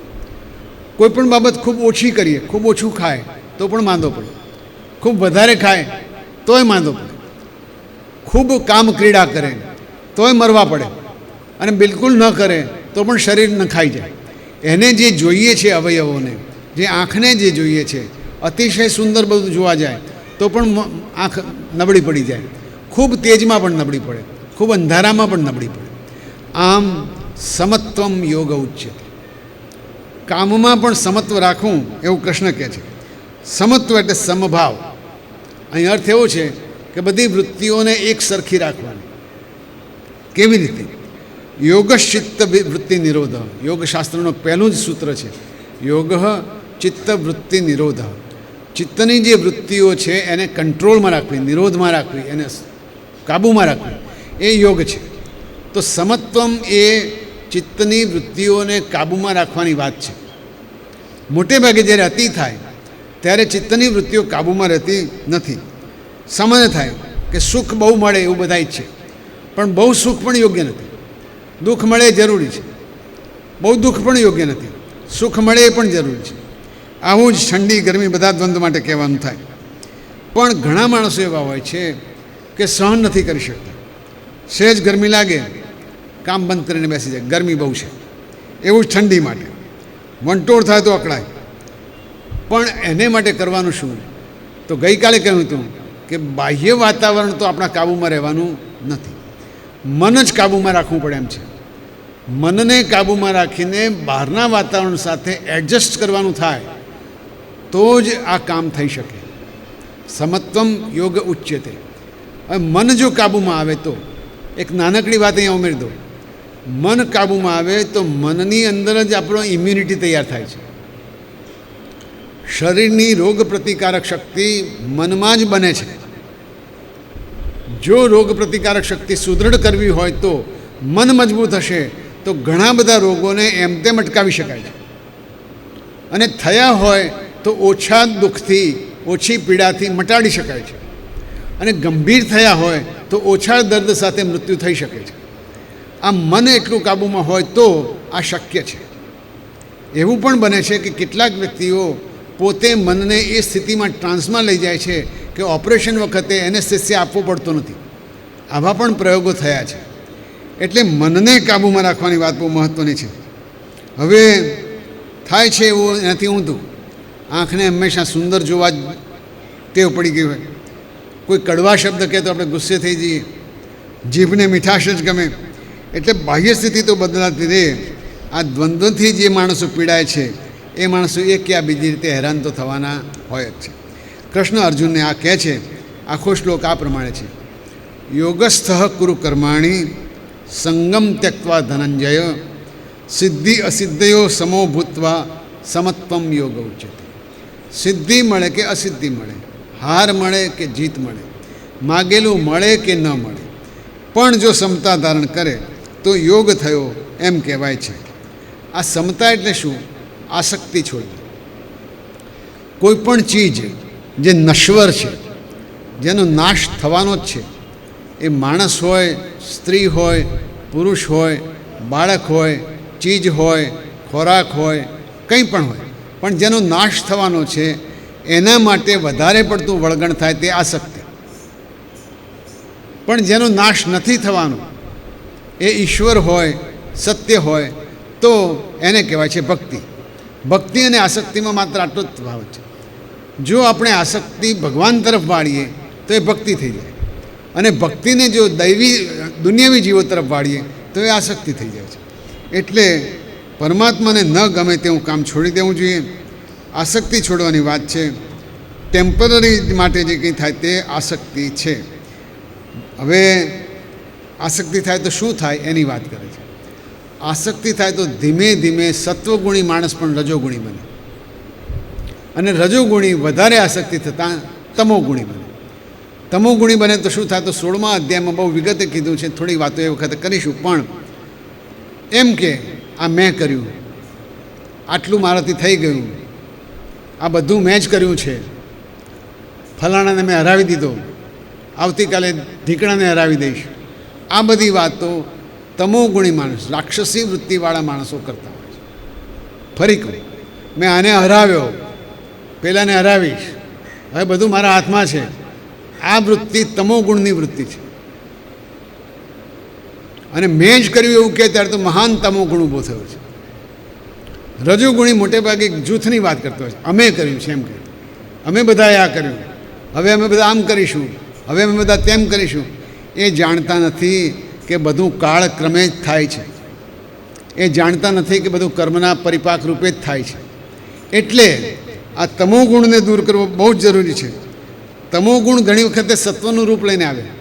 બધા યજ્ઞો મેં કર્યા છે, બધી દક્ષિણા મેં આપી છે, આ પણ તમોગુણનું જ રૂપ છે. સત્વગુણ તમોગુણમાં વર્તાય એવું થાય છે.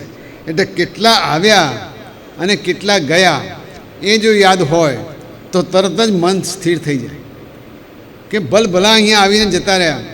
જરાસંધ મરી ગયો, અર્જુન પણ ગયો, અને ભલભલા રાજા મહારાજાઓ નેતાઓ બધા પોતપોતાને કારકિર્દી કરીને જતા રહ્યા છે. ઘણા બધા નેતાઓ, ઘણા બધા મહાપુરુષોના પૂતળા ઊભા થયા છે. એ પૂતળા ઉપર સવારે કાગડો કે ચકલી બેસીને ચરકે પણ છે. વાત એમ છે કે જે આવ્યા છે તે જવાના છે. અહંકારનો કોઈ પ્રશ્ન જ રહેતો નથી. આ વાત સમજાવે છે. નમામ કર્માણી લિપંતી નમે કર્મ ફલે સ્પૃહ. તો કોઈ પૂછે કે ભગવાન તમે તો કહો છો કે હું સતત કામ કર્યા કરું છું. ભગવાન કહે છે હું કર્મના ફળની સ્પૃહા રાખતો નથી. કર્મ કર્યા કરું છું, પણ આ કર્મ મેં કર્યું છે એવું મેં ક્યારેય કીધું નથી. એટલે કર્મ કર્યાનો અહંકાર ના હોય, ઈશ્વર પણ હોય તો આ ફળ મળે. આપણે તે પણ કહેવત છે, હું કહેતા હરી વેગળો. આપણે જે વખતે એમ કહે કે મેં કર્યું તે વખતે ઈશ્વરને ગમતું નથી. એ વાત આ છેલ્લા શ્લોકમાં કૃષ્ણે કહી છે, યદા તે મોહ કલિલમ બુદ્ધિર્વ્યતિતરિષ્યતિ તદા ગંતાસી નિર્વેદમ શ્રોતવ્યસ્ય શ્રુતસ્ય છે. આ વાતને આપણે બુદ્ધિપૂર્વક તરી જવી જોઈએ એમ કહીને કહે છે. કઈ વાત? તો કે ઇન્દ્રિયોની વાસનાને બુદ્ધિથી ટાળવી જોઈએ. હવે કેવી રીતે ટાળાય?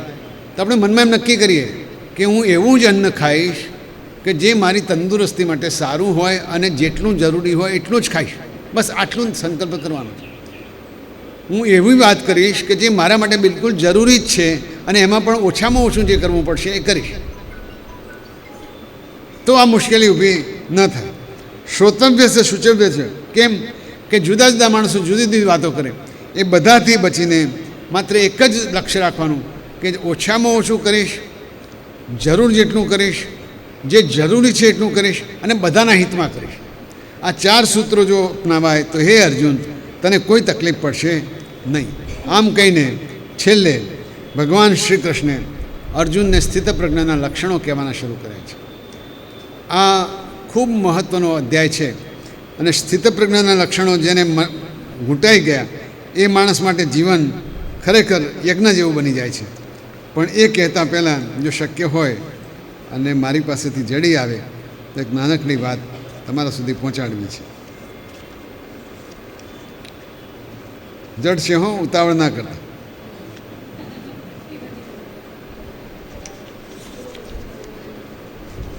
હા, આજે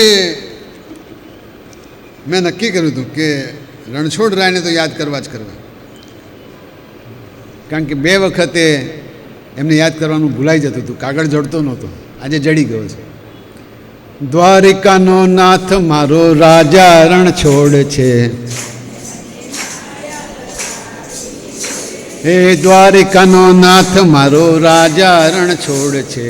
એણે મને માયા લગાડી રે, એણે મને માયા લગાડી મારા વહાલા.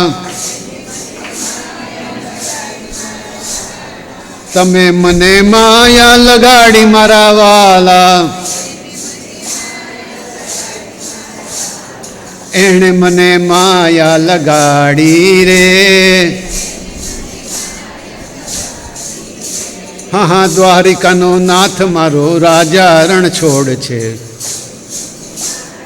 ગાડી રે ગાયોનો ગોવાળ મારો રાજા રણછોડ છે.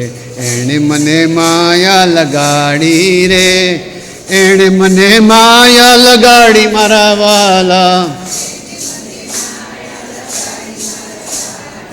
એણે મને માયા લગાડી રે.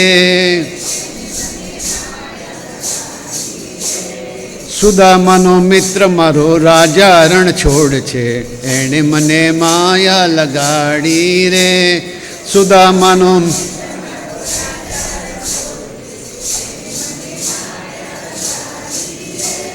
એણે મને માયા લગાડી મારા વાલા, તમે મને માયા લગાડી મારા વાલા, એણે મને માયા લગાડી રે. રાધાનો શ્યામ મારો રાજા રણછોડ છે. એણે મને માયા લગાડી રે.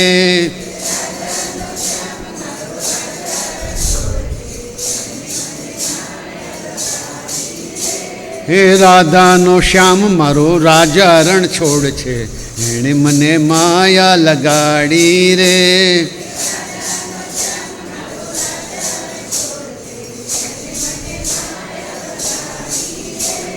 મીરાનો માધવ મારો રાજા રણ છોડ છે, એણે મને માયા લગાડી રે.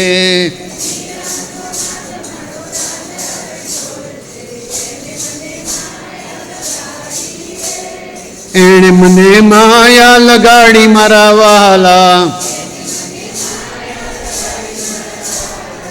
એણે મને માયા લગાડી મારા વાલા,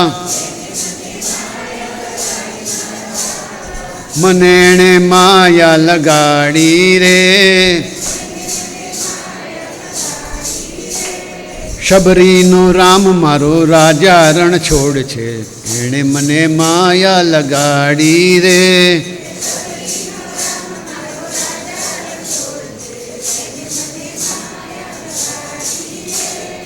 એણે મને માયા લગાડી મારા વાલા, એણે મને માયા લગાડી રે.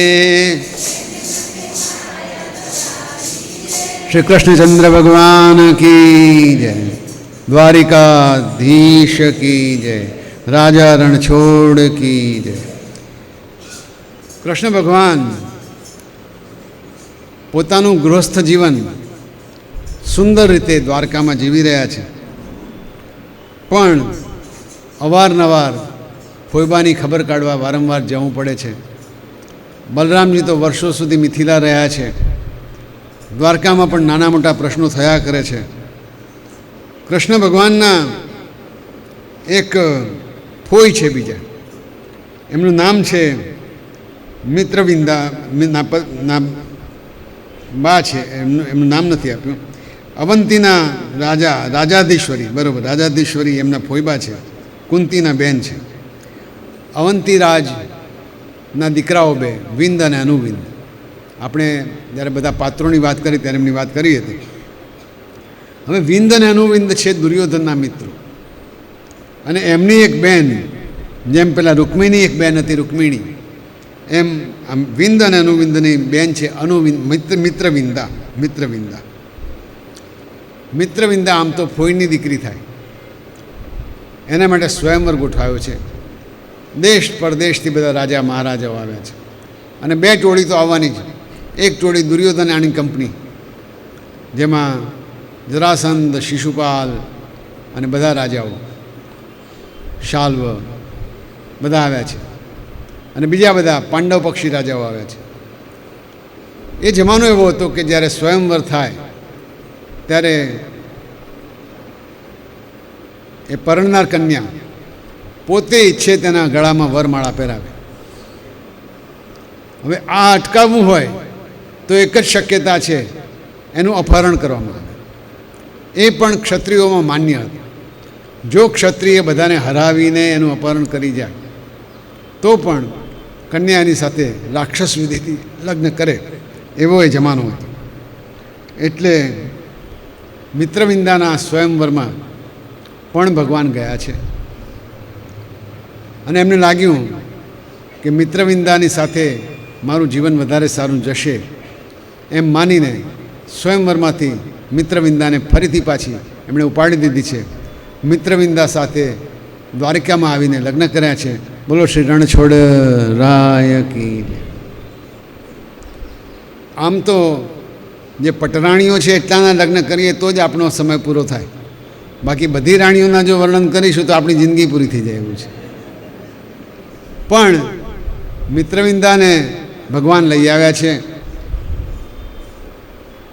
એ જમાનામાં શૌર્યની પૂજા થતી હતી, કેમ કે શૌર્ય એ જ માણસની ખરેખર ચરિત્રનું મોટું બળ હતું. શૌર્યથી જ જીવાતું હતું, વારંવાર યુદ્ધ થતા હતા.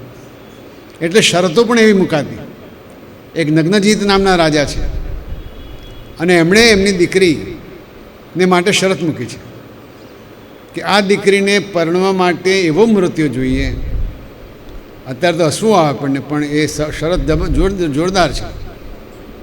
7 આખલા છે, એક એક આખલો એવો કે 25-25 યોદ્ધાઓને પછાડી દે, બળવાન આખલા. એ 7 આખલાઓને એક સાથે દોરીથી જે વશમાં લઈ લે એ મૃત્યાને મારી દીકરી પરણાવ. કેમ કે દીકરી એ કરી શકતી હતી. જુઓ મજાની વાત, મારી દીકરી આ કરી શકે છે. જેમ સીતાજી શિવજીનું ધનુષ્ય લઈને રમી શકતા હતા, પણ રાવણ ઉપાડી નહોતો શકતો. નવાઈ લાગે કે રાવણે સીતાજીને ઉપાડ્યા કેમ ના હશે? પણ આ માયા છે, આ ભગવાનની લીલા છે. અને ભગવાનની લીલામાં આ રાજાની દીકરી 7 આખલાઓને 7 દોરી બાંધીને પોતાના વશમાં રાખી શકે છે. રાજાએ કીધું કે આને માટે તો મૃત્યુ એવો જોઈએ કે કમસે કમ આ 7 આખલાને કાબૂમાં રાખે તો જ દીકરીને કાબૂમાં રાખશે. પછી રાખે કે નહીં એ તો ભગવાન જાણે. પણ આ શરત મૂકી છે. અને મહાન યોદ્ધાઓ, વીર પુરુષો બધા પધાર્યા છે. બધાને આખલાઓએ ફંગોળીને ફેંકી દીધા છે. બહુ સહજ વાત છે કે શ્રી કૃષ્ણ ભગવાન મેદાનમાં ઉતર્યા છે અને એમની દ્રષ્ટિ માત્રથી આખલાઓ જાણે રમકડાના બળદો હોય એ રીતે જોડાઈ ગયા છે અને રમવા માંડ્યા છે. બધાને નવાઈ લાગી છે. પણ એક કારણ એવું હોય કે બાલ્યાવસ્થામાં ગોકુળ વૃંદાવનમાં ગાયો અને આખલા જ ચાર્યા હતા, એટલે એમને પ્રેક્ટિસ તો છે જ. પછી ભલભલા આખલાને નાથે એમાં શું નવાય? પણ શ્રી કૃષ્ણ સત્યા નામની આ દીકરીને પરણ્યા છે, સત્યા નામની કુંવરીને પરણ્યા છે. એનું બીજું નામ નગ્નજીતા પણ છે. અને સત્યાને પરણ્યા પછી અહીં આજ પૂરતું આપણે થોડો વિરામ લઈશું. શ્રી કૃષ્ણચંદ્ર ભગવાન કી જય. શ્રીમન નારાયણ નારાયણ નારાયણ.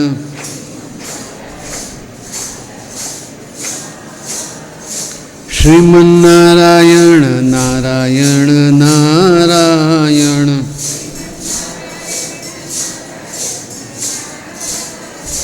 ભજમન નારાયણ નારાયણ નારાયણ.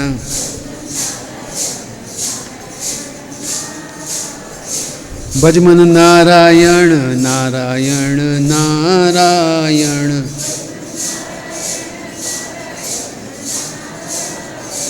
શ્રીમન નારાયણ નારાયણ નારાયણ.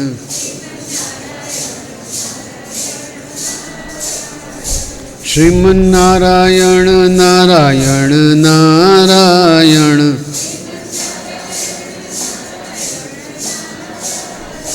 લક્ષ્મી નારાયણ નારાયણ નારાયણ.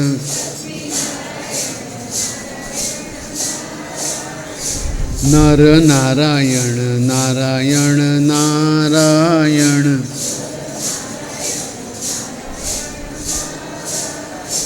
શુકર નારાયણ નારાયણ નારાયણ.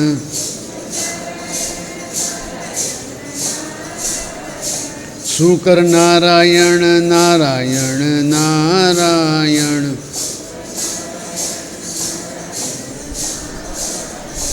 યજ્ઞ નારાયણ નારાયણ નારાયણ.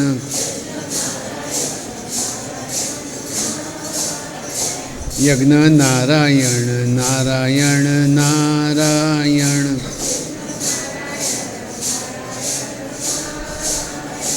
સત્ય નારાયણ નારાયણ નારાયણ.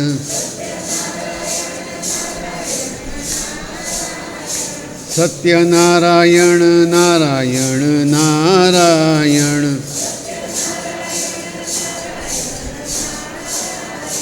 સત્ય નારાયણ નારાયણ નારાયણ.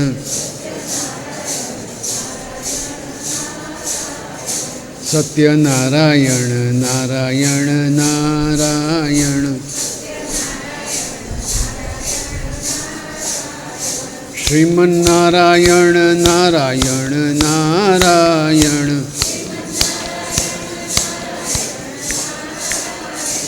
બદ્રી નારાયણ નારાયણ નારાયણ. બદ્રી નારાયણ નારાયણ નારાયણ. બદ્રી નારાયણ નારાયણ નારાયણ. બદ્રી નારાયણ નારાયણ નારાયણ. બોલીએ શ્રી કૃષ્ણ કનૈયા લાલ કી જય, દ્વારિકાધીશ કી જય, રણછોડ રાય કી જય. આજે શનિવાર છે એટલે શનિવારના ભગવાનને થોડા યાદ કરી લઈએ.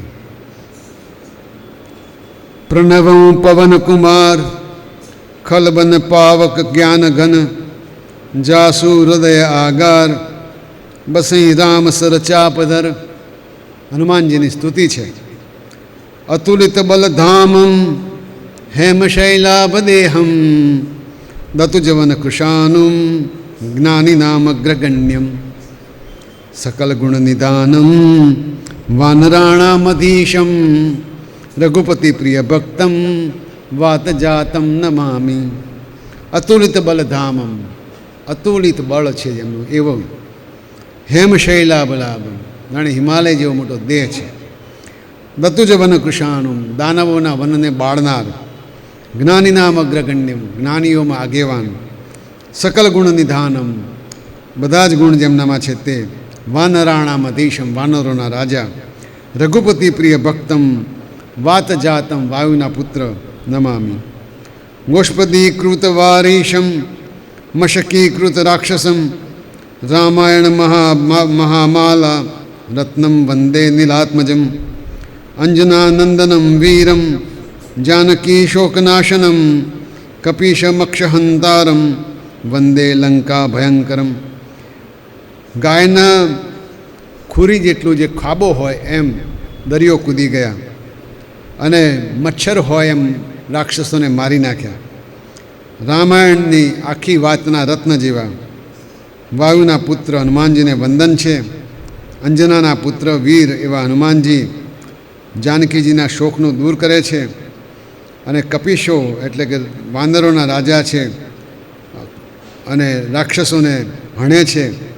લંકામાં ભયંકર સંગ્રામ કરનારા એવા હનુમાનજીને વંદન છે. ઉલ્લંઘ્ય સિંધો સલિલમ યશોકવહી જનકાત્મજાયા, આદાય તે નૈવ દદાહ લંડા નમામિ. તમ પ્રાંજલિ રાજન્યમ ઉલ્લંઘ્ય સિંધો સલિલમ, દરિયાનું પાણી કૂદી ગયા છે. શોકવહની જનકાત્મયા, જનકના આત્મજા સીતાજીના શોકના અગ્નિને ઠાર્યો છે. આદાય તે નૈવ દદાહ લંકામ, એમને લંકાથી લઈ આવ્યા છે. એમને હું અંજલિ જોડીને અંજનીના પુત્રને પ્રણામ કરું છું. મનોજવમ મારુતતુલ્ય વેગમ જીતેન્દ્રિયમ બુદ્ધિમતામ વરિષ્ઠમ, વાતાત્મજમ વાનરયુથ મુખ્યમ, શ્રીરામદૂતમ શરણમ પ્રપદ્યે. મન જેવી જેમની ગતિ છે, મારુત પવન જેવો જેમનો વેગ છે, ઇન્દ્રિયોને જીતનારા છે, અતિ બુદ્ધિશાળી છે, એ બધામાં એ વરિષ્ઠ છે. વાયુના દીકરા, વાનરોના ટોળાઓના રાજા એવા રામજીના દૂતને અમે શરણે જઈએ છીએ. આંજનેયમતિ પાટલાનનમ કાજ્જનાદ્રિકમનીય વિગ્રહમ, પારિજાત મૂલવાસનમ ભાવયામી પવમાનનંદનમ. અંજની પુત્ર અને પારિજાતના વૃક્ષને લઈ આવે એવા પવન પુત્ર હનુમાનજીનું અમે ભાવના કરીએ છીએ. યત્ર તત્ર રઘુનાથ કીર્તનમ તત્ર તત્ર કૃતમસ્તકાંજલિમ, બાષ્પવારી પરિપૂર્ણ લોચનમ મારુતિમ નમત રાક્ષસાંતકમ. જ્યાં જ્યાં ભગવાન રામજીનું કીર્તન થાય છે, જ્યાં જ્યાં ભગવાનની રામકથા થાય છે, જ્યાં જ્યાં ભગવાન રામનું નામ બોલાય છે, ત્યાં ત્યાં નતમસ્તક કરીને હનુમાનજી આવી ચડે છે અને પોતાની આંખોના આંસુથી ભગવાનજીને અભિષેક કરે છે. એવા રાક્ષસોના અંત લાવનારા ભગવાન મારુતિને, હનુમાનજીને હું વંદન કરું છું. શ્રી રામચંદ્ર ભગવાન કી જય.